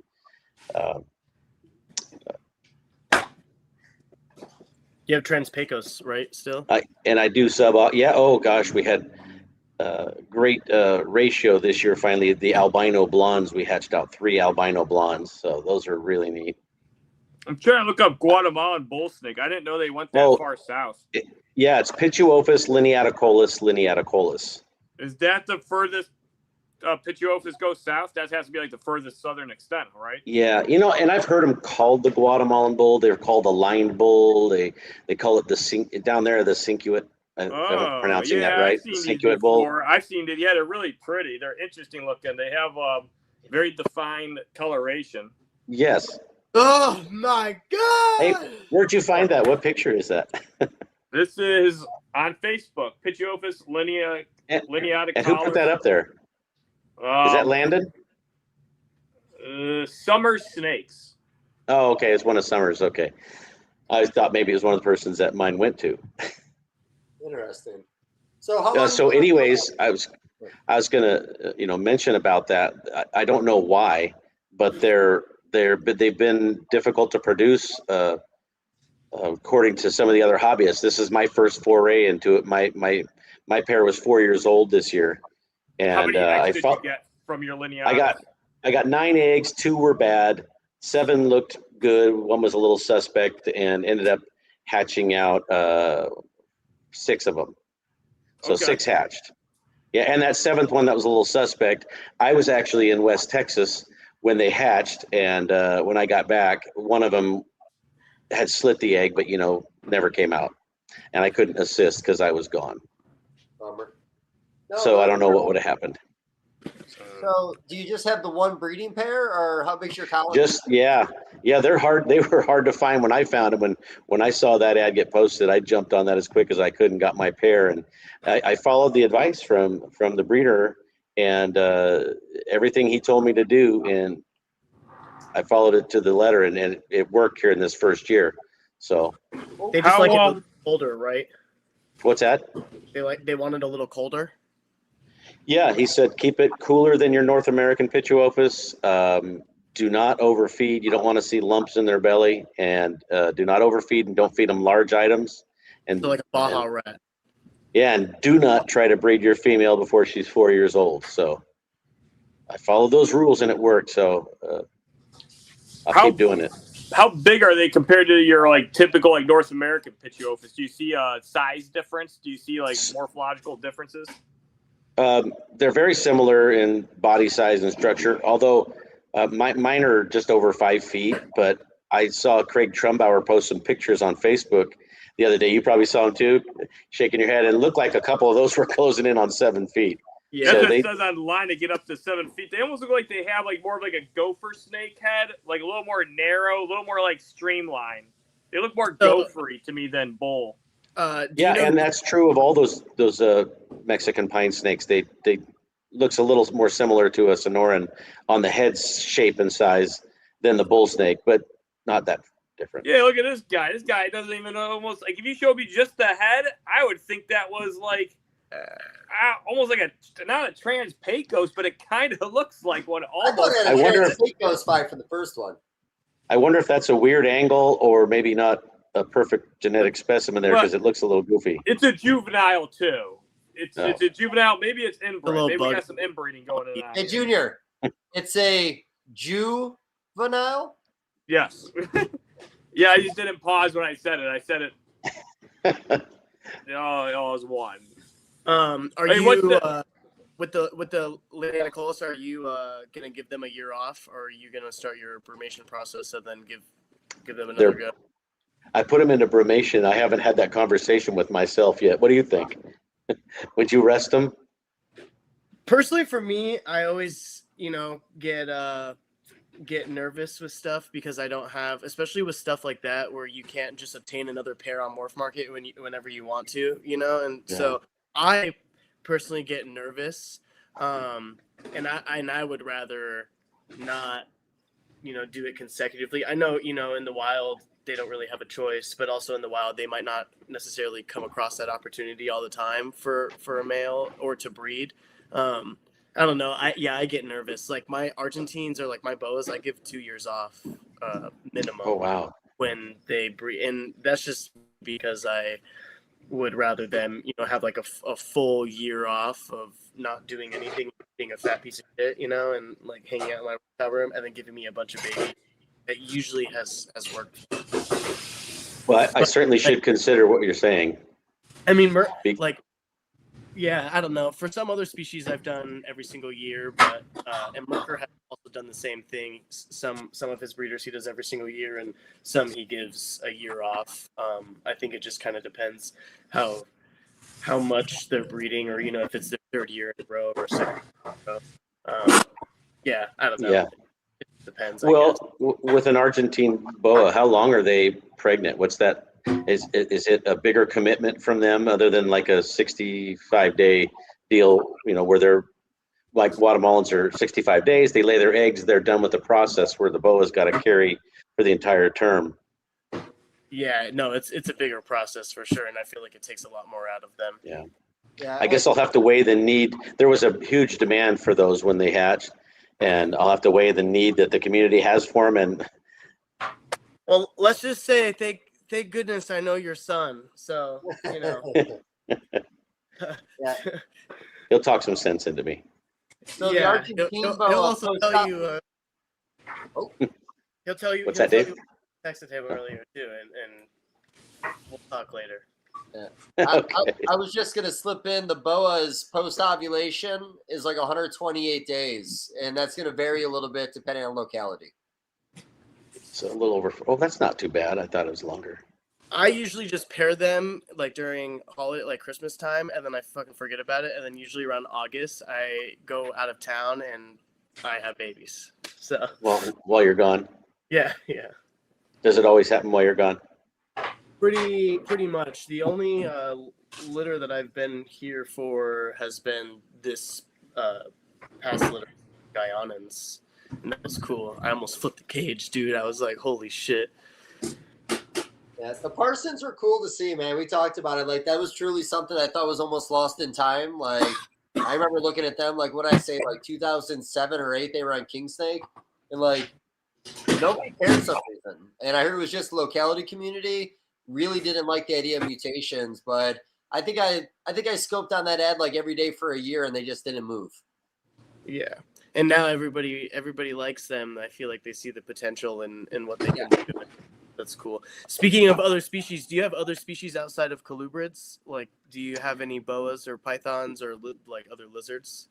When I got back into the hobby for the second time back in the mid 2015 era, the first thing I got was I wanted red ackies really bad, and so red ackies built my collection. We'll say it that way. So basically, I bought a group of red ackies, started breeding them, and you know how prolific they can be, and there was a huge demand.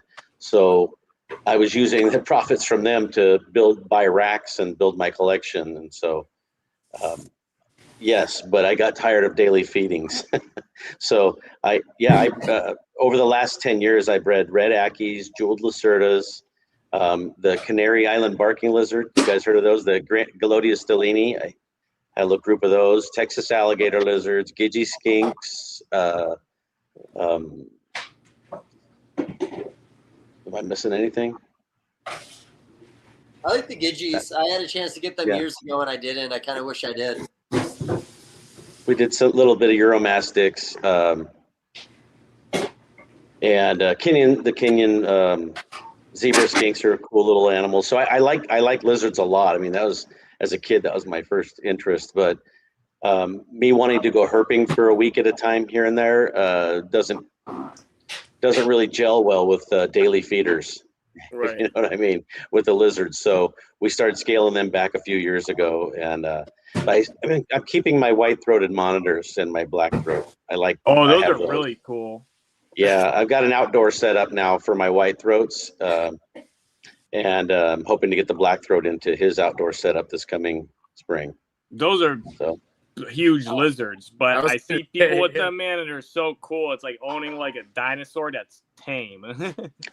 The strangest thing. So they're 5 years old, my pair, and they've been indoors the whole time until I built their habitat outside, finished. They're dog tame. I open the door, just grab them by the tail, and feed them their rat, and they're super friendly. Within a half an hour of putting them into their outdoor environment, she crawled up on a log and started basking, and I get hissed and tail whipped the minute I tried to come back in to talk to her. And they went rogue wild the minute I put them in an outdoor enclosure. After 5 years. I've heard that happening. Like, 'cause I know Dave Mankey, he had a rhino iguana that was an adult and is really tame. He said he took it outside and it started like trying to take off. And he tried to grab it, and he said the thing started thrashing, tail whipping him. He said he had to get a hose and he just blasted it with cold water. And he goes, he never took it outside again because he said he couldn't handle it. He said it went nuts. Yeah. Wow, I tell you what though, watching so maybe you take it outside, but I think he had to be in an enclosure.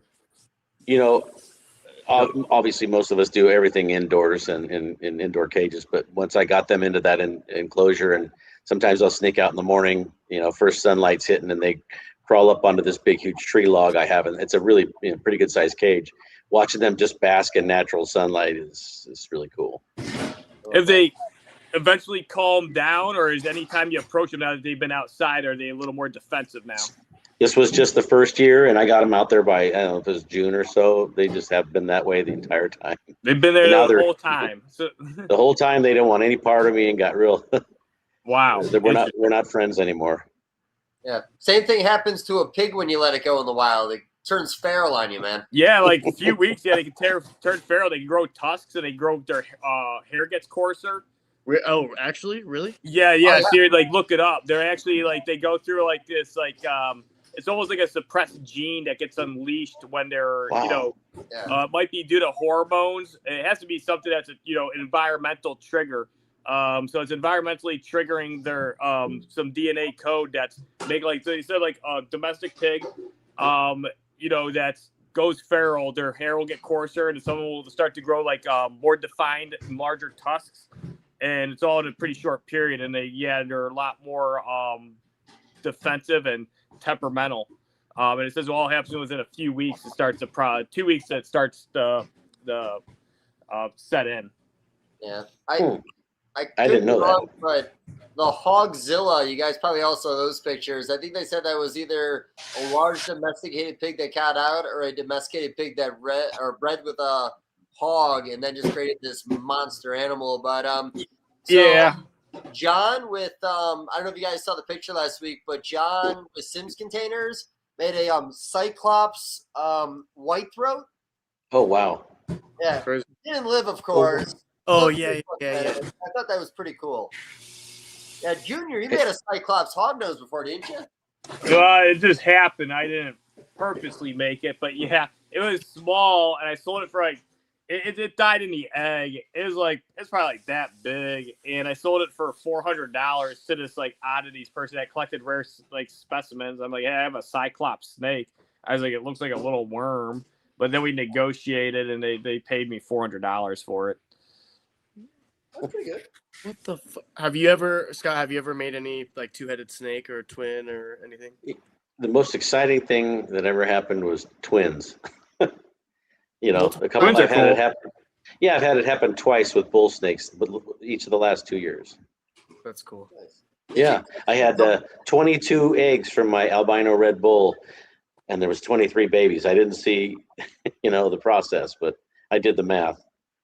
Yeah, and usually the twins you can find them because they're typically a lot smaller. Like when I get my twin hognose are fun, but at the same time, I kind of sometimes I kind of wince a little bit when they're really tiny because I'm like, oh, great. Now I got to try to get these to eat. And I got to give them, pink heads.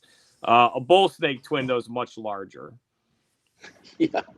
Yeah, the Kankakee did it this year, or this 2024. And you said that you still have you just have colubrids. You don't have any boas or pythons or anything right now. I have womas actually. Remember we talked at the last expo about those. Yeah. You were giving me some advice because I haven't really made any effort to breed them. They required, from what I thought I had read, a little bit different cycling system that didn't jive with my whole colubrid house. I have a building, that is separate, and I kind of control the climate in there. And I was like, I don't want to mess with the womas. I like them. I'm just going to keep them as a group, but I'm trying right now. So Good. With your advice, we'll see if it works. I've bred them a few different ways. I've cooled them down to breed them, or at least dropped down nighttime temps, not purposely, just the way the environment was. And I've also had years where they bred in a warm building. I got eggs, but like I said, I've just gone out of my way to kill a lot of womb eggs in my life. I don't know why. I know better, but I just love it so much. But this year I might not. I'm not sure. What are you doing to these eggs, Dave? Well, you know what it is I meet all these really great people in the hobby that have these very unique ways of doing things that they're successful with, and I disregard everything that's ever worked for me, and I do what they do, and I fail miserably.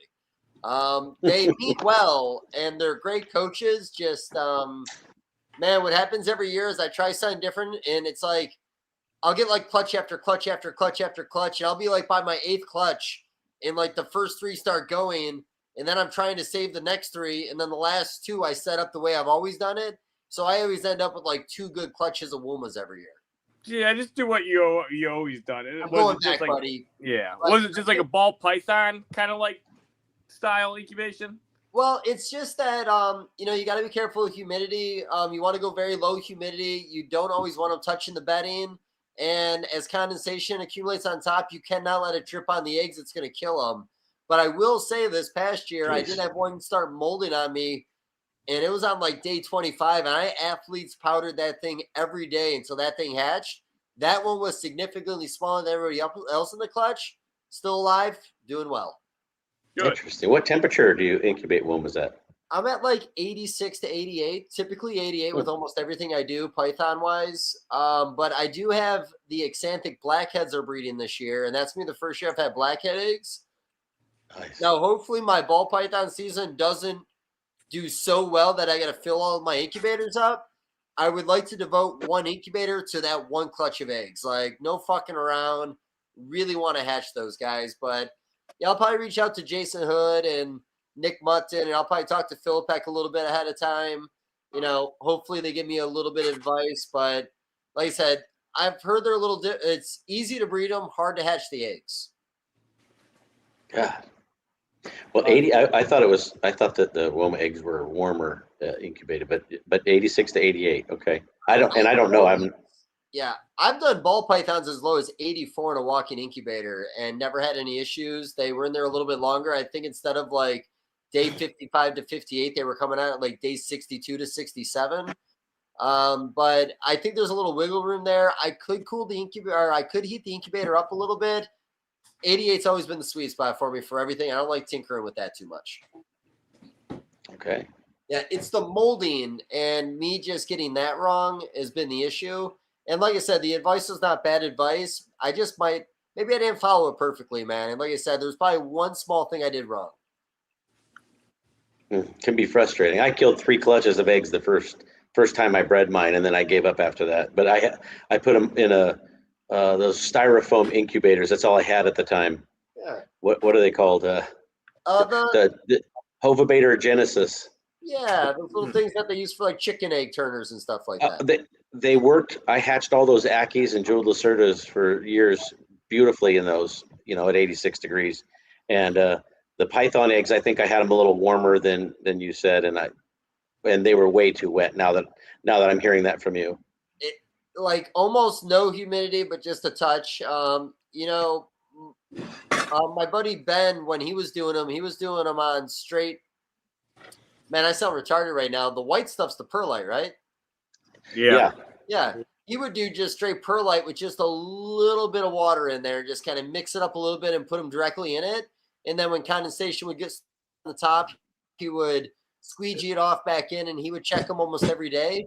Now, I have other friends that have taken them where they've actually put the eggs in an angle, so as the condensation builds up, it slides down and doesn't drop directly on the egg. But really, it's avoiding condensation from getting on your eggs. And even if you keep your eggs a little suspended over something that's on the damp side, that's okay. This might sound really retarded, but I was going to do some test runs in the incubator.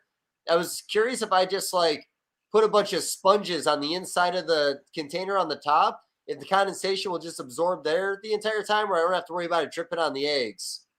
But I'm going to test it for a run and just see what the container looks like. That sounds way too complex. Yeah, it's just a little bit of hot glue and a sponge, buddy. It sounds like I'm being lazy, actually. Have you guys tested out polyfill for incubating eggs? Colubrids are easy. I've just got vermiculite and it works. Every egg I put in the incubator here, I grab a handful of cypress mulch and I throw it in a container. I've been hatching everything on cypress mulch for 5 years.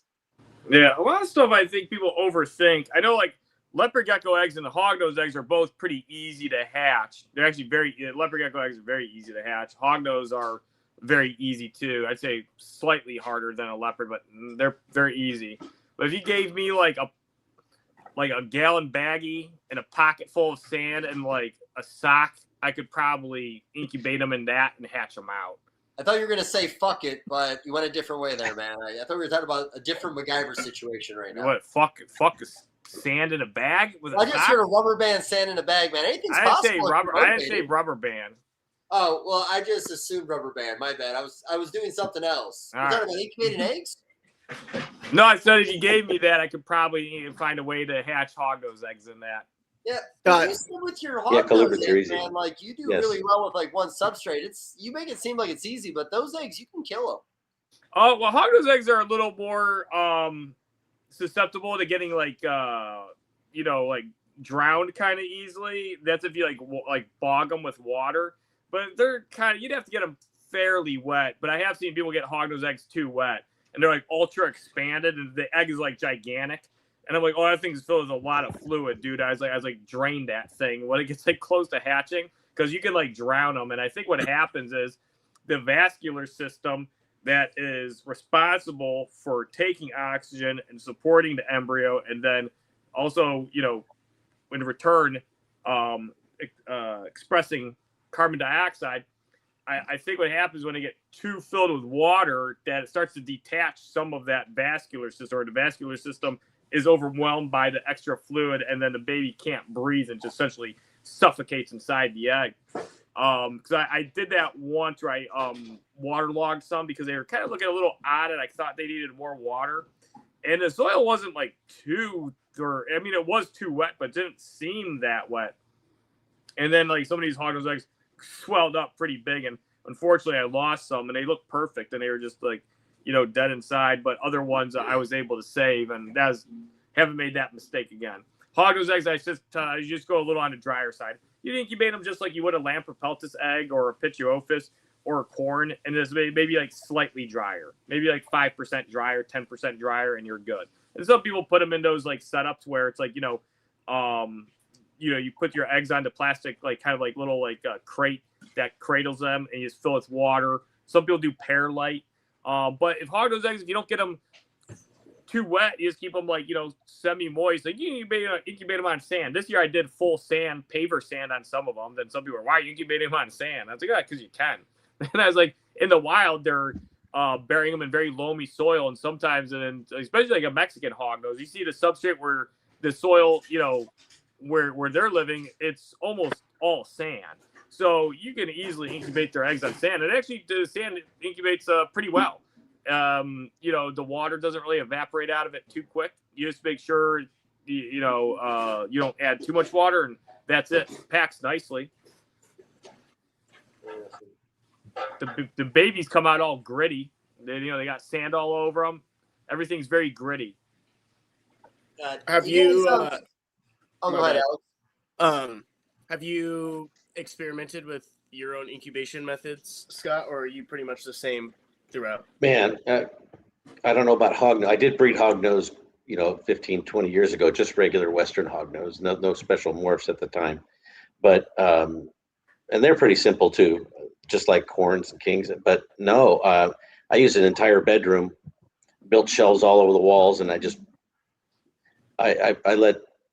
set it at 81, 82 on my thermostat. And as long as I keep the air moving in there, and I use a humidifier, but I'll let it run out, for a day, and then I refill it. And so everything hatches really good with having, I think, more access to fresh air. You know what I mean? Not too confined in like an incubator. I have an incubator, but I don't use it anymore. Do you have a little walk-in room? Yeah, I have it. I converted a bedroom. Nice. Yeah, the ceiling fan and a couple other small fans, so that the air is constantly at least moving in there. And then on mild days like monsoon season, Alex, for example, I'll walk in and open that bedroom window when the sun's not on that side, and just let some fresh air come in, and then shut that. And there's a gap under the door, anyways, leading to the rest of the house that just allows some air to constantly be coming in, and it's working fantastic. And we had 100 clutches of eggs last year. You need something with size. I don't want to have 8 incubators. It's just super simple. Colubrid eggs are flipping easy. once you get it down. Don't get them too wet. Just sounds like the same advice you guys are giving on those other eggs. I used to make errors on the moisture side, afraid they're going to dry out. And, I think in the wild, those eggs are shrinking up, when there hasn't been any rain for 40 days. And then there's a good rainstorm and they swell back up, and maybe if it's getting close to hatch time, they'll wait until there's some moisture in the air to go ahead and hatch. So I don't know, but erring on the dry side seems to be the better way to go. Yeah, and then like I said, I like that you say fans that are good air circulation. The one thing too is don't put too big of air holes, real small air holes. You don't need some people I see put like a bunch of like big air holes, like they're going to be putting an animal in the cup or in the container, and then that thing's going to dry out within 2 days. Because that's another thing. Some people will hear this like, oh, kind of dry, okay, or a lot of dry. No, you want it definitely moist. You don't want to put like giant air holes in there. Like when I put air holes, they're like as big around as like the tip of a pen, and I put like 2 in a container, and that's it. Yeah, I put them on opposite corners on the top of the lid. With I use a soldering iron, makes a nice hole on each side. I don't know, what is that, about 1/8 of an inch? Yeah, that's if you put it in one of those fans that have a real heavy air circulation in a fan, even that size, I'd say you have to be careful with, because those can still dry out. But you're doing it in a room, so the room with like a fan on low, you're not getting that kind of, like some of these like little incubators, they have like turbo fans in them, and they got like a lot of circulation, and it's very dry. The only purpose of my fans in there is just to make sure that there's no warm spots, next to where the heat element is. It's keeping it circulating enough just to keep a nice blend and keep 81 degrees pretty much, and maybe 82 on the upper shelves. And then with my, we talked about the Guatemalan bulls earlier, I was also told, be careful on the temps on the incubation, keep them on the cooler end. So I just put them on the floor in that room with the little thermostat, and it was always reading about 79 to 80 with a low of 77, and they hatched in the same amount of time as most of the other bull snakes. Oh, cool. So that's a nice thing too. You have a room that's like perfect for incubating. Like you can incubate your corns, you can incubate pitchovas, you can incubate a hognose, rat snake egg. You can incubate like you can incubate a lot of different reptile species eggs in a setup like that. Yeah, we had a lot of kids, and most of them are gone now. So there's some extra bedrooms. You can only make so many guest bedrooms, and I said, I need that room and Alex, it was Hunter's room. He's like, it's fine. So he went away to college, so I stole his room, and he wanted it when he came back, and he didn't get it because it's now my egg room. Yeah. So you said 100 clutches this year. So did you make a baby count of how many babies exactly you had? There was 1,180 eggs. But 10% go away. But that's corn snakes, king snakes, gopher snakes, bull snakes. Yeah, rats, some black rats. Yeah, a lot of different stuff, and the corns make up a lot. I had one snake drop 30 eggs this year on one of my corns. That's the most. I'm sure there's more, but that's the most I've seen. That's what I was gonna. Oh, go ahead. Yeah, go ahead. I was going to ask, like, what are you hatching the most of? But it sounds like you mostly corn. Like, what's the percentage that makes up your production? Like, what percent's like corn snakes and the other species? I'll bet the corns were pretty close to between 400 and 500 this year. Okay. Because I don't do that many. I mean, I have 2 racks, but there was only probably 20 females. So you don't need that many because they make such big clutches. Right. Yeah, my dad bred corns. He had one that triple clutched one year. It's the most he got from one single corn in a season. It was 72 babies one season. And I only double clutched one corn last year because I don't want too many. I'm already busy enough. I already had to buy some new racks, But we're trying to hit as many shows as we can this next year, so we can. I don't mind raising them. I bought enough racks that I'm not pushing babies out. I'm not. I just feed. I have my own mice.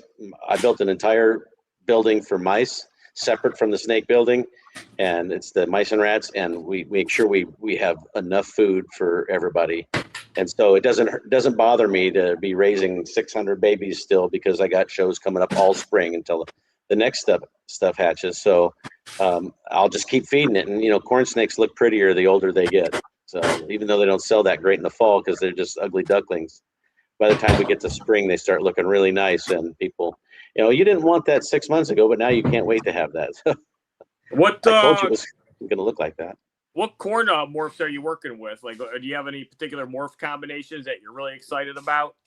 I wouldn't say I have anything off the chart special, but we got some hypo lavender bloods that really, we got a nice group of them that really come out.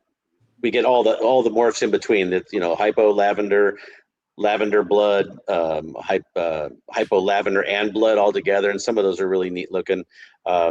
We're doing the red Zep, which is the supposed pure locality morph of the Okatee corn. The pure Okatees. Yeah. They call it the red Zeppelin that hatched out of Okatees. So keeping that pure. The what they call the extreme reverse Okatees, which are the wide black borders and in the tessera pattern as well. So there's these corn snakes with a tremendous amount of white on them, and then really bright red and orange or yellow. And those are always really popular at the shows. The snow corns were boring, right? I mean, they bleed black a little yellow, but you put that red factor in there and you get the coral snows. People like those. Okay. We have heliconia. What's that? Jeff's father back in the day was a big corn snake guy, and all that salmon snow and coral ghost stuff was stuff that he line bred for years to make it look that way, right? Yeah, he did a lot of line breeding to perfect that project. Like other people had it, but my dad kind of, like I'd say, probably had the nicest ones, and he kind of perfected them and coined a name for like a few of the combinations. But yeah, he had like the pinkest corns.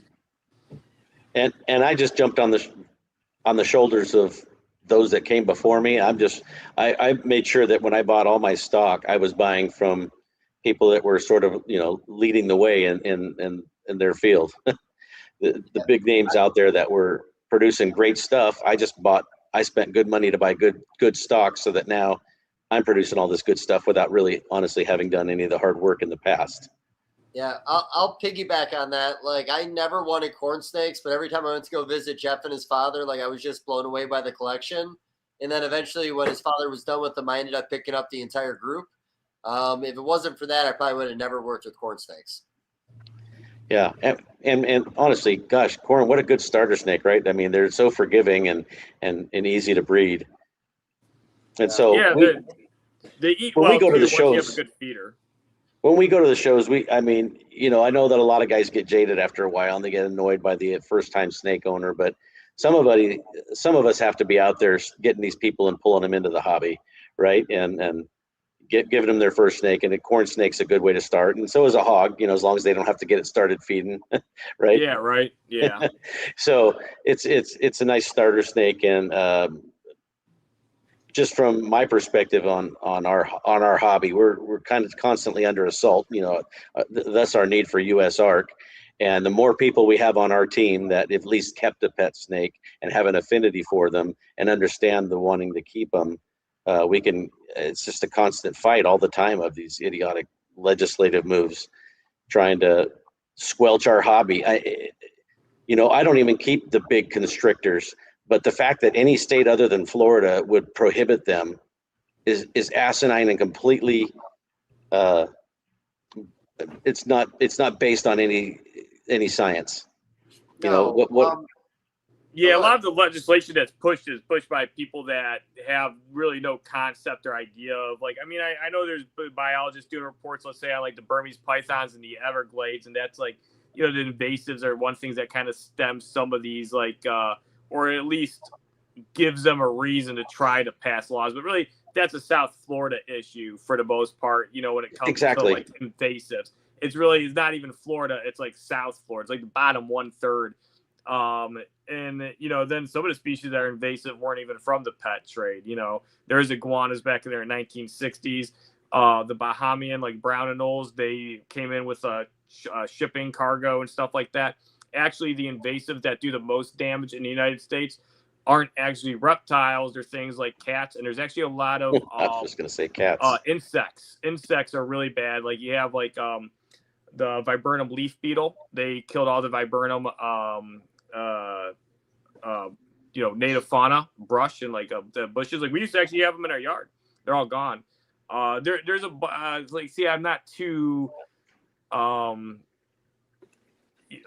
haven't done a research on it in a while, so I'm not too privy to it at the moment. I'd have to go back and look, but there's a lot of the most damaging wild fauna is insects, and it comes in through shipments and stuff like that. But yeah, it's just unfortunate, and we, like I said, we need as many people on our side, and that's why the herp community can't get divided between we're the ball python guys, we're the field herpers, we're the this or whatever they are. Everybody has to band together to stop it, because it's easy for them to pass legislation. It's so easy for there to be a prejudice against large snakes because of the fear. Exactly. I mean, does anybody know the stats? How many people in the last 5 years have died from a large constrictor snake? How many human beings? Probably none or one. Exactly. And dogs kill nearly 40 people in the U.S. every year. Yeah, I thought they're never going to outlaw those. 60. Yeah, so they can't use that statistic to ban them. And if you can't say that they're going to cause, if they get out into the environment, all the large constrictors are going to die in any state anywhere except for southern Florida. I don't know about maybe the southern tip of Texas. I don't know, but I don't think the habitat's good though. While the temperatures might be okay, the habitat. So to round out my point, even though I don't keep the large constrictors, I'm going to band together with those guys, because that's who they're going after now. Who's it going to be next? You know what you're interested in, what I'm interested in. It's just they're still going. The other. Yeah, they're still going after us all the time. They try to push legislation that makes it hard to try, do reptile shows. They try to, get that one legislative. What was that one legislation that they were proposing? And it was like an exotic animal and circus ban.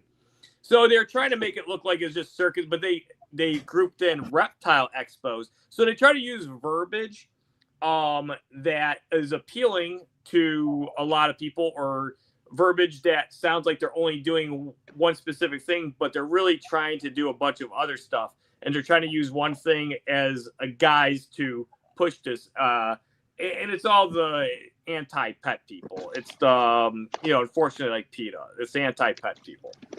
But it's amazing how easily they get a city council or a state legislator, or even our senators and Congress people to listen to them and they have create money. A bill. That's how all this legislation gets pushed. A lot of their money goes to lawyers. So that's where a lot of that's. I'm not an expert on this stuff, but I do know there's a lot of money going to it. And that's they see that there's more power in trying to get legislation turned in their favor that will damage any type of animal keeper. They just go after like fish and reptile people, and I think they go after bird people a good bit too, just because they're an easier battle to win. When they go after cats and dogs, they don't really get too far, because that's really an ideology they're never really going to ever succeed in pushing. Well, the companies that support the pet industry, as far as dogs and cats, are far more lucrative than ours. Sure, yeah, and there's a lot more people that are Size-wise. actually concerned with it, because if you go to push legislation that says, hey, you can't own a snake, a lot of people are going to be like, well, I don't care because I don't want a snake, versus a lot of people want cats or dogs. And that's the funny thing, I feel like, because like if somebody's like, hey, I'm going to put legislation to ban, like, let's say golf. I don't care about golf. And it's like, they take up all this space. They use a lot of fertilizers. They demolish like habitat. I'm like, well, as long as they're not putting golf courses everywhere, we already have ones. I was like, I don't care about golf, but people should still have the right and everything. And there should be, accommodations for that. There's a lot of people that are interested in reptiles, amphibians, and just because other people aren't interested, it's like, that's kind of like a funny thing where a lot of people are like, oh, if it doesn't affect me, I don't really care about it. So yeah, so there's a place for smaller expos and as many as we can actually have to make that outreach opportunity. And I used to go to years ago, I took the time. I would go to libraries around Arizona, and the librarians would set up the kids' day. There'd be as many as 100, 150, and I'd bring in some of my reptiles and do a talk, and the kids would hold them, and that's the start. You got to develop that affinity, because as long as they don't have to be you or I or Alex or David keep large collections, but if they at least have a small affinity for reptiles, they're not likely to jump on the bandwagon to ban them. Yeah, and that's like, I mean, when I used to go to, like, let's say FedEx, or I was just at a store and we were like, I was talking with somebody about, let's say, like hognose snakes or geckos. If anybody overheard the conversation, they just think it's weird. Now I run into so many people that overhear this conversation and they're aware of like hognose snakes. They're like, oh, I know I've seen those snakes before. Like I'd say pretty much everybody that I've gotten shipments at different FedEx locations, or a different employee at FedEx, and they'd ask what it was in there, or if I ship it something. Because I go to 2 different hubs. Like every single one of them is like, oh yeah, I've heard of like a hognose snake. I've seen them on TikTok or Instagram or something like that, because they're going viral. And so there's so many keepers now that post content. You have people like Emily from Snake Discovery. She has like 3.5 million subscribers. And it's introducing so many people into the reptile community, whether they want to keep something just as a pet, hobbyist, or if they're just interested. I even have people that even message me before that say they don't even really like snakes, but they follow me to try to get over their fear, and they like my account, or they like the hognose snakes. So while what we do isn't necessarily, you could argue that it's really not needed. Just like we don't need to do a lot of other stuff. We don't need to play sports. But we do need, like, there's research that comes out of it. There's, introducing people into animals, and, showing them that a species that maybe, not mainstream to be liked is actually they're very likable. And there's, they make excellent pets, and that can lead into, other interests, whether it's just about researching them, or anything that goes along with it. I have one question before I have to go and feed my dogs before they all bite my face off. You're all right. What is your brumation process, and does it vary every single year based off of our temperature, or is it pretty much the exact same? Well, different from you, I live at elevation. I'm at almost 4,700 feet. I'm so lucky because the climate is perfect. And I partitioned off about 25% of my building with an insulated wall, and I roll the racks in there. I stop feeding October 31st, and sometime between November 15th and the 20th, all racks go into the cool side where there's no warmth. And I'll set a heater, and it stays between 50 and 55 degrees until the corns get to come back to the warm side on Valentine's Day. And then each week after that, I bring a new rack in. The kings are come in, the rat snakes, the bull snakes come in last, about the beginning of March.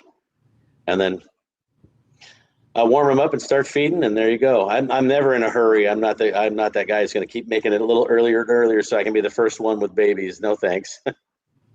Yeah, no, I know a lot of people, they, especially people like with large collections, or maybe, somebody who has like a very time consuming job. It's like, oh, fuck, the Colubrids get to go under for this long, and then get a little colder of a winter, and you're like, oh, they get to go a little bit longer. Oh, that's a lot of less work for me. And those time frames I gave you, they can, if they varied because I was busy for a week or something, it doesn't affect them. I mean, look at nature. Sometimes we get a really cold, long winter or a short one, and they seem to manage either way.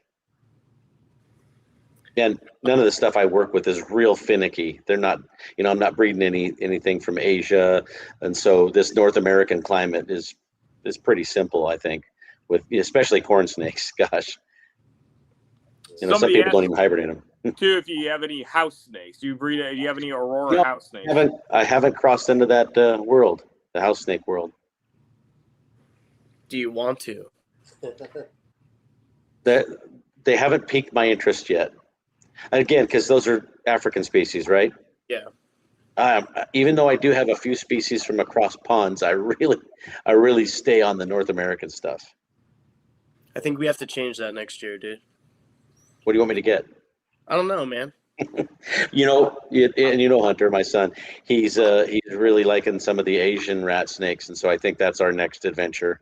The Chinese, I think, before the sun rises in the spring, that there'll be Chinese king rats and maybe Taiwan beauties, and I don't know if I'll be lucky enough to get into 1,000-flower, 100-flower rat snakes. But I've been seeing a lot of those pop up lately, and I think I saw, what was it, the albino project?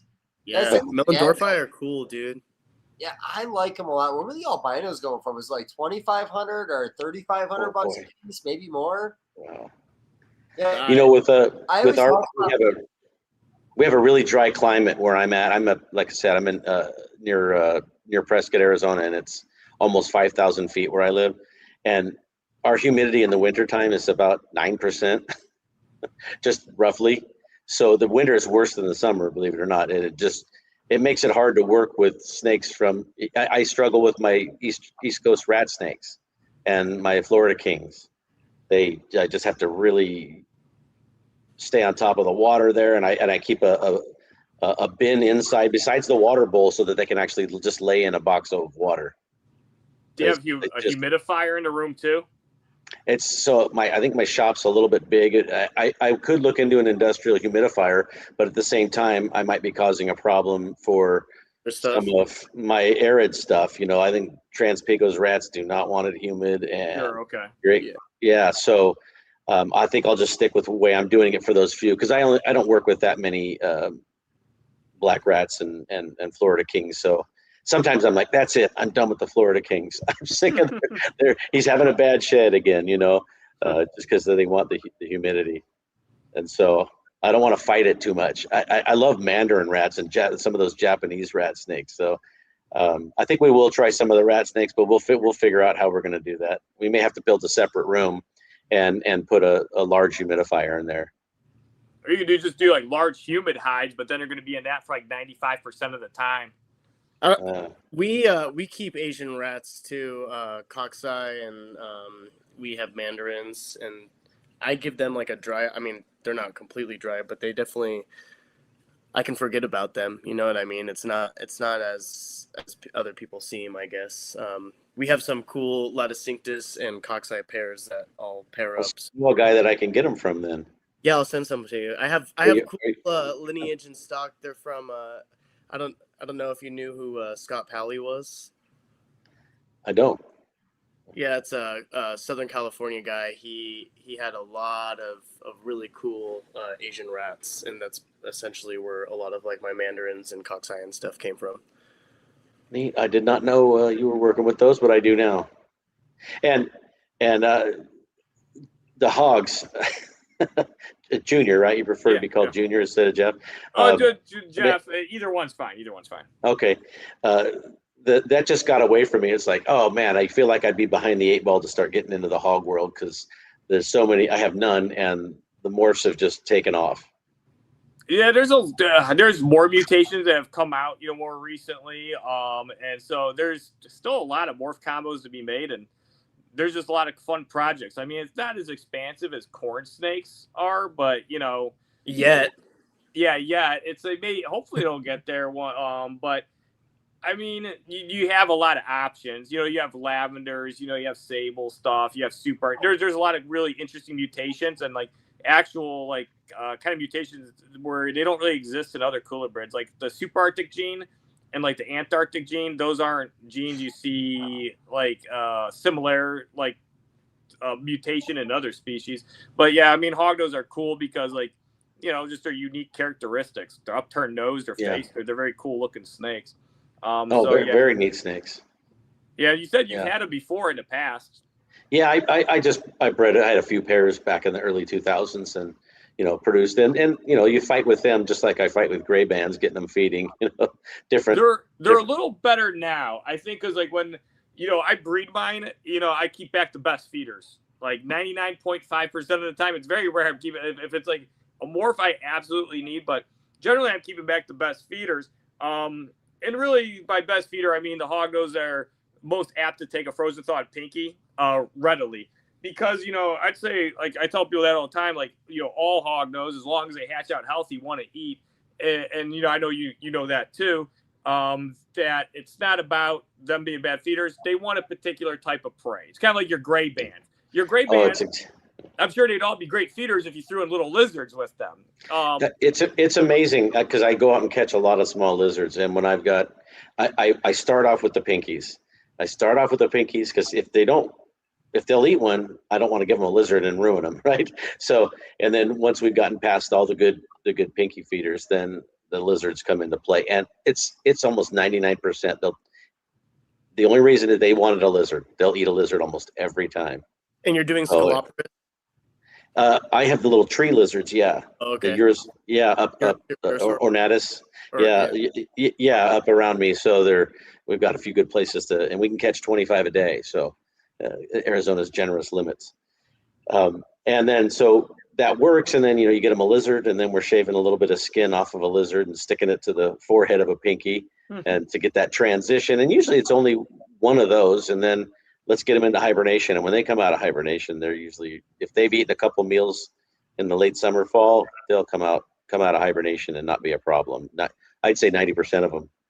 My friend makes these. They're scent strips, and the main one is lizard. I've heard of these. Yeah, lizard and frog, and it's boiled down and concentrated, and then dehydrated into gauze. So it's like beef jerky and gauze. Crazy. And then you just put little strips in a little cup. You add a little bit of water. You rub the pinky in it. That works pretty good. It works really good because like baby hognose, they have a lot of similarities. Like where you say like a gray band, like hognose, they're a little more opportunistic feeders. Plains hognose. I mean, they are specialized. They do have a range, but as babies, they're primarily eating like little lizard eggs and little lizards. When they find them like on a lot of these, whatever locale you're looking at, they're finding most of the baby hognose are eating more lizards, small lizards, and lizard eggs than anything else. The one study in Illinois, they're eating little race runners and race runner eggs, and they found one that ate race runner eggs, and a few days later they found it ate race runner eggs again. So like if I have a baby hognose that absolutely won't eat anything, you tried every frozen thawed trick, you tried live pinkies with all the scenting. If you throw in like a like hatchling leopard gecko or like a little frog, they eat it 99.5% of the time. As long as it's a healthy baby hognose, it's just that they're not identifying the pinky as suitable prey. Yes. Yeah. And so by selectively line breeding the ones like, okay, these are the best feeders, I'm going to keep these, you kind of start to get ones that are a little better. And I kind of think the main reason that baby hognose feed better now is just because, much probably like you learn the techniques. You learn how to hold it, position it, the type of scents, you kind of have your breakdown of how you tackle your babies. So you kind of have like a process of elimination where you say you offer them pinky mice. If they take it, then you probably go, the frozen thawed? And what's your steps after that if they don't take it? How soon do you go to a lizard? You have to weigh it, and you're looking at the weight of the snake too, how, and the time frame. So, after you start getting close to 3 months, you're in a lot of trouble. But no, I probably at no later than 6 weeks, 4 to 6 weeks. Okay. Because they're living off that. Yeah, they're fine until then. I haven't had any issues. So you're trying frozen thawed pinks, no scent at first. Yeah. And then what kind of like scent techniques are you doing? Are you doing like frozen lizard? And you said you're like taking parts of the skin off a lizard and putting it on them? Yeah. Because like I said, the first 2 weeks is just them shedding and absorbing their yolk sac. So there's no hurry. And then there's a couple failed tries with either a live pink, a frozen thawed pink, because for some reason, live pink seems to be more desirable to them than a frozen. Okay. And then maybe you take a pin and poke a hole and leak a little brain blood out.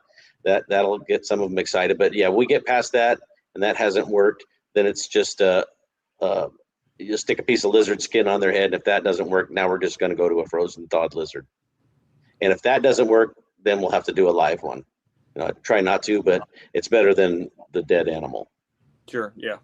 Yeah. Agreed. So then once they've taken a live, then they'll switch back to a frozen thawed. I just need 2 or 3 meals in them to get them to winter, and then they'll make it through. But it's only an 8-week hibernation usually. Your brumation process for animals, do you I guess you were mentioning babies too, so you brumate everything? So it's kind of hit and miss. Some of the babies are going to get hibernated and some aren't. I'll keep some of the ones that are going to go to shows that are really good feeders or that are going to be future breeders. They just want to eat right through the winter. And some snakes just decide they're not going to eat. Some of these baby colubrids. I did my bull rack last weekend, and they always, I mean, we're talking, this one rack is 78 cages. It's usually like 77 out of 78 ate their offering. I mean, even if they're in shed, they don't care. And this time there was about 10 that didn't eat. It seems like they just want to shut down. They recognize there was a drop in the temperature, and there's windows in my building so they can see the daylight. The days are really short, and so I think they're sensing that. And some of them they're saying shut me down. So I have to do sort of a mix, which makes life not so easy.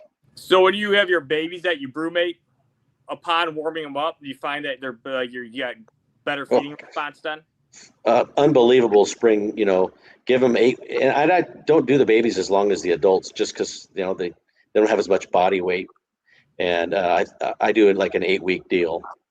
So that's coming up probably after this show that I'm at right now. We're gonna push the racks, the baby racks, into the cooling area. Cool. And let them, except for the ones I'm going to keep up for, say, the Pomona show, right, or that I'm doing. If I want them to grow more, they're staying up. They're going to miss the winter this year because they're going to be future breeders. So that extra few couple months of growth is important. For sure. But this is the first year I produced this many, by the way. So really? there's some challenges. Yeah. I usually was doing, 700-800. Now we went over 1,000. So still a lot. It's still a lot. So 700-800 it's quite a bit. Yeah. Like I thought you were gonna say, this is like, I thought you were gonna say maybe like 400 or 500. 700-800 is a good bit. That's a good bit. Yeah. Well, again, we're not talking about decades. Some of these breeders have under their belt. I did it for 10 years or 15 years back in the early 2000s, took a break.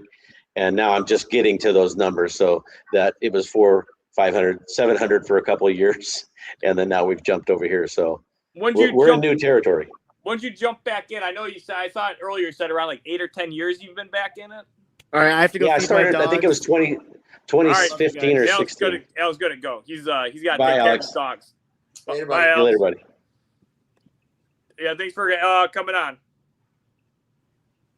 So it was 15 or 16 that I bought those Ackies and started jumping back in, and then I started adding some Colubrids. It's been about 10 years. That's a good run. You're pretty humble, because I know some people have been doing this for like 7 years or even 3 years, and they think they know everything, and they're trying to tell everybody that they did this and did that. You're like, that's a good amount of time. That's another. You're doing this back in the day. Now you're back in it.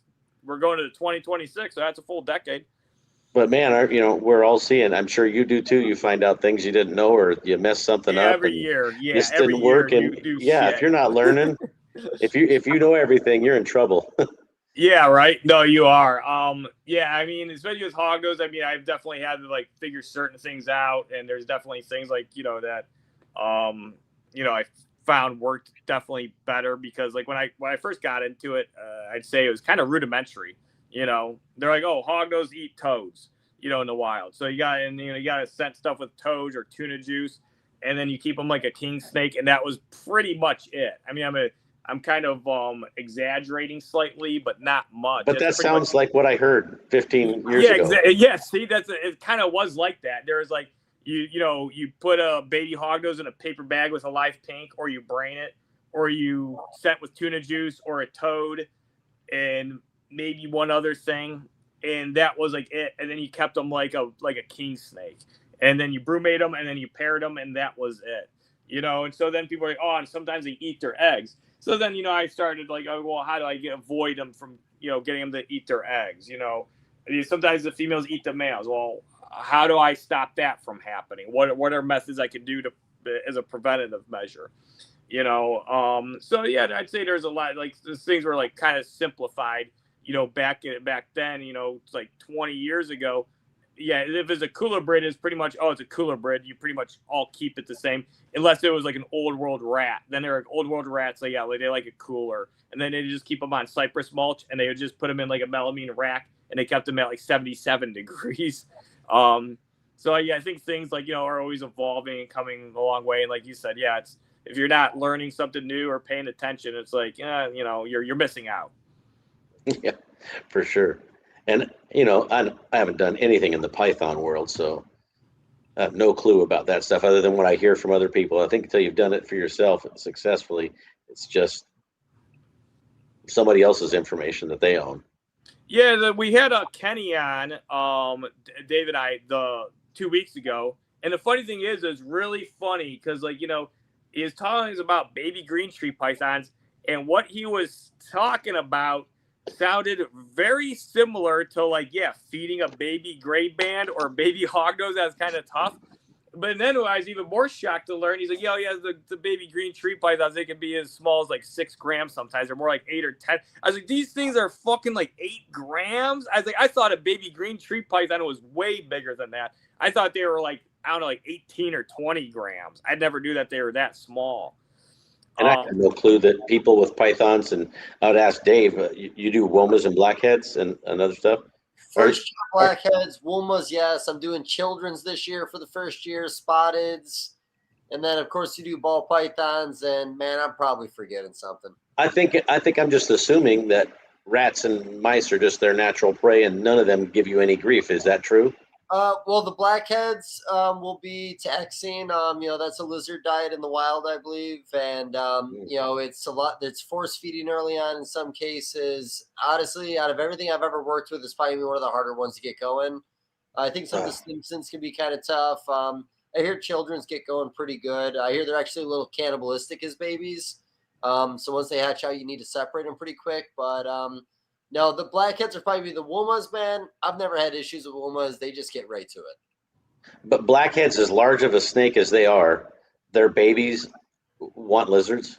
Yeah, that's what I'm hearing from a lot of people, unless I just don't pay attention and don't really listen. I believe I used to hear about that. They chain feed them like lizards. The one breed, I don't want to say who it was, but they said they were using, I think, half of leopard geckos, and they'd stick them on a mouse. And then they would feed it, or they'd feed a leopard gecko. Then what is it swallowing it? They'd put a small rat in its mouth for the blackheads. Yeah, I believe. Well, I used to do stuff like that. If they start eating the one thing, you just follow it up with another meal, just push it in their mouth as they're kind of up swallowing it. I used to do with ball pythons when they'd only eat mice. I give them a small mouse, and when they put their mouth up in there to suck the tail in, I just pop a rat in their mouth, and they just start eating it. Yeah, continue eating it. Continuation.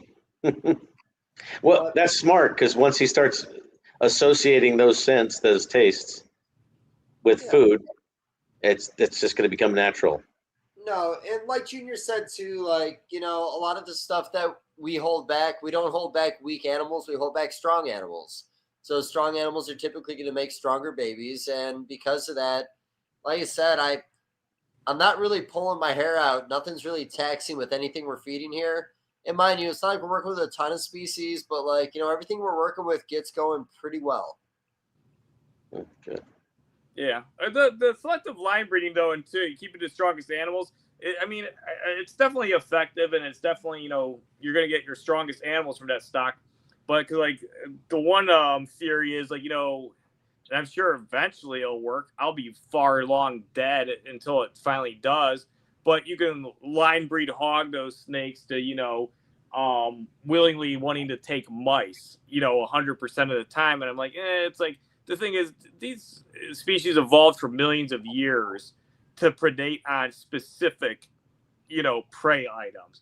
You're not going to do this in 5 or 10 generations. And so the people that told me, it could be done pretty soon.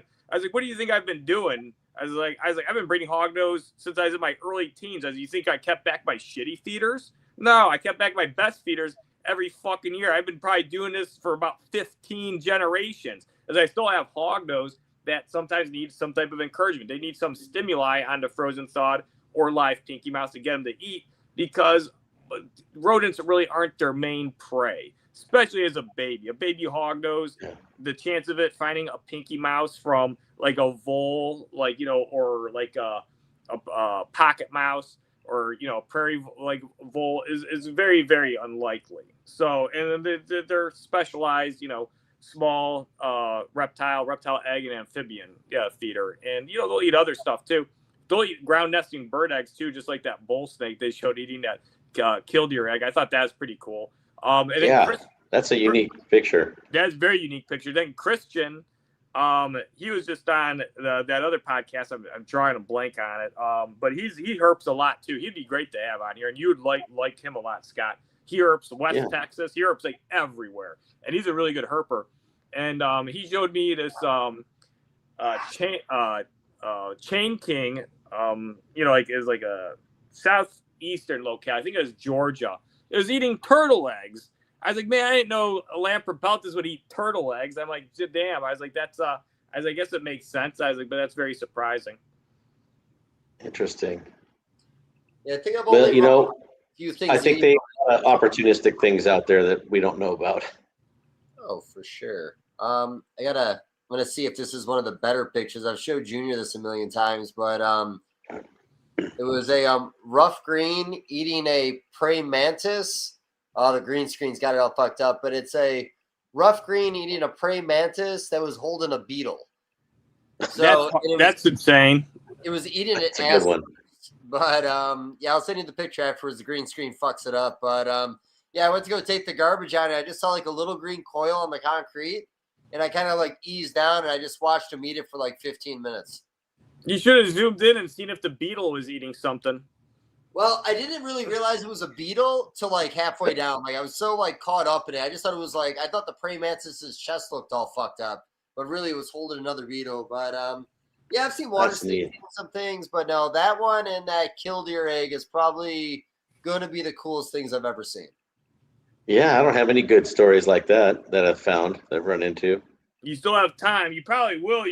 I'm hoping as you go herping, you'll get something. These next couple of years, I'm going to continue to try to burn all the tires off of my truck.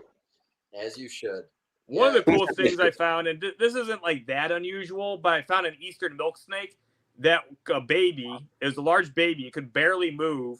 And I could tell it was a decay snake because the tip of the tail was sticking out of its mouth. It was all lumpy because it ate a decay snake, not that much smaller than itself. And I always thought that was neat because, the milk snakes around here, they want to predate on, other reptiles, but there's no lizards really around where I live. So they're mainly eating like small garter snakes or decay snakes or like ringneck snakes. And then as they get older, they start to switch more to rodents. Mm. Well, I think that finding baby rodents isn't that common. And that's why, we're, for smaller snakes. So that's why they have to eat those other more appropriate sized food items until they become adults, and then they can take down if you think about it, adult rodents are there all year long.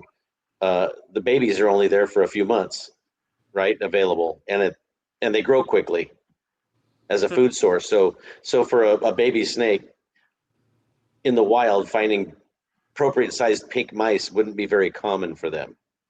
My only point there. Exactly. Whereas small snakes and lizards are pretty much that's their size all year round.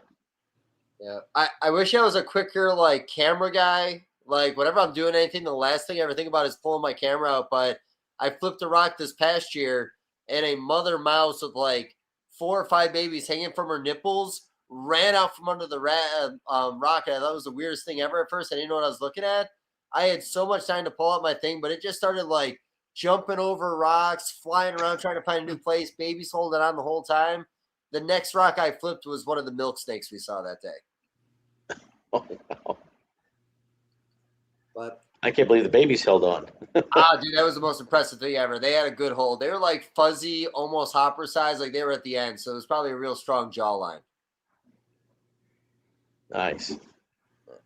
But somebody in the comments complaining it looks like they're buying weed seeds, I think marijuana seeds, and it looks like it's copy and pasted, I guess.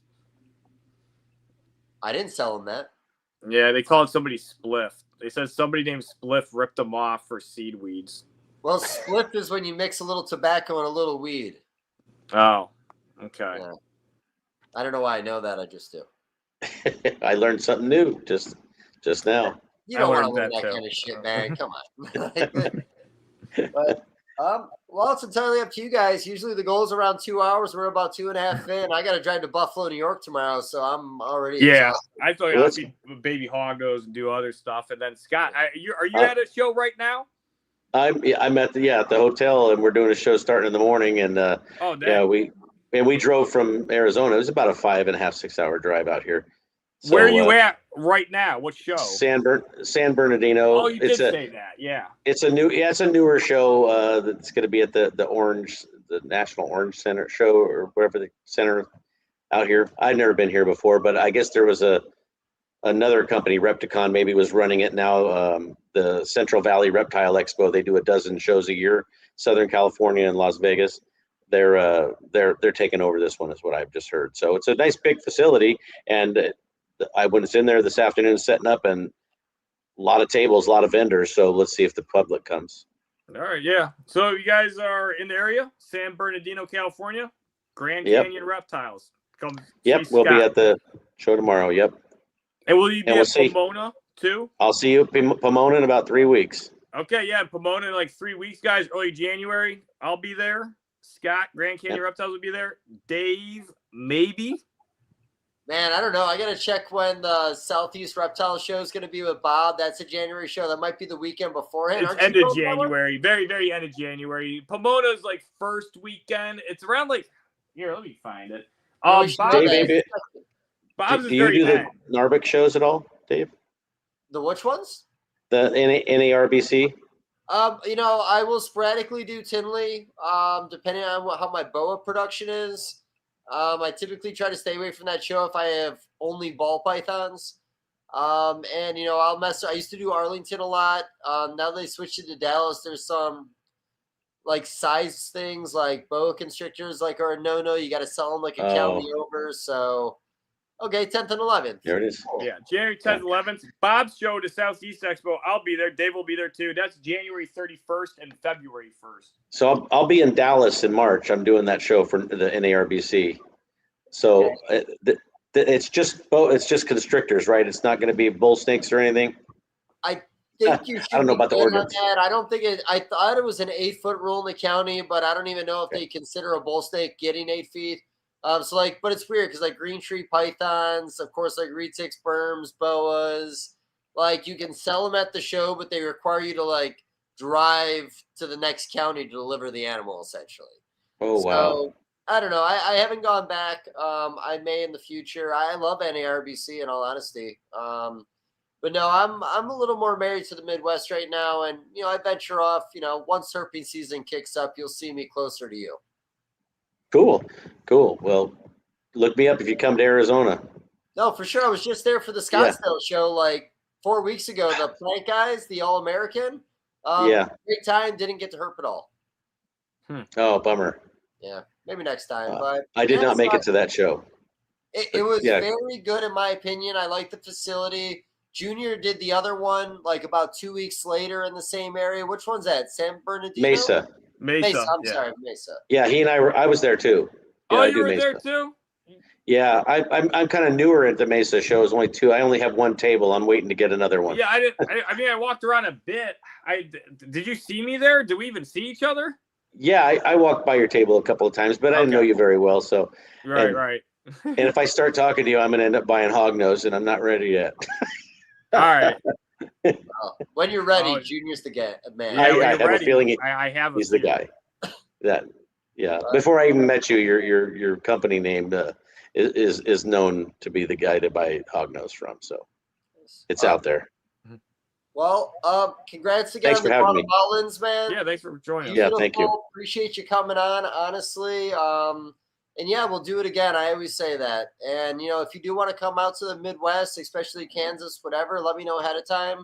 Absolutely. What you're trying to find, and I'll try to put you on a few things. Put me on some Prairie Kings. That's what I was about to say. When's Prairie King season, Dave? Is that April, May? That's end of April, every day when it's warm out in my neighborhood. I can literally walk outside. I'll take you anywhere, man. If you need it, you can come over. Awesome. But no, there's Prairie Kings all across the state. That'd be worth the drive. Do you flip them, Dave, or do you find them crawling more? I've flipped quite a few, but I've also seen a lot on the move. You know, the one spot I was telling you about that got fucked up by the bulldozer. 2 years ago, I was herping there, and we had already saw a couple prairie kings that day. And then I saw another one, but it was in heavy shed, so I put the rock down, walked away.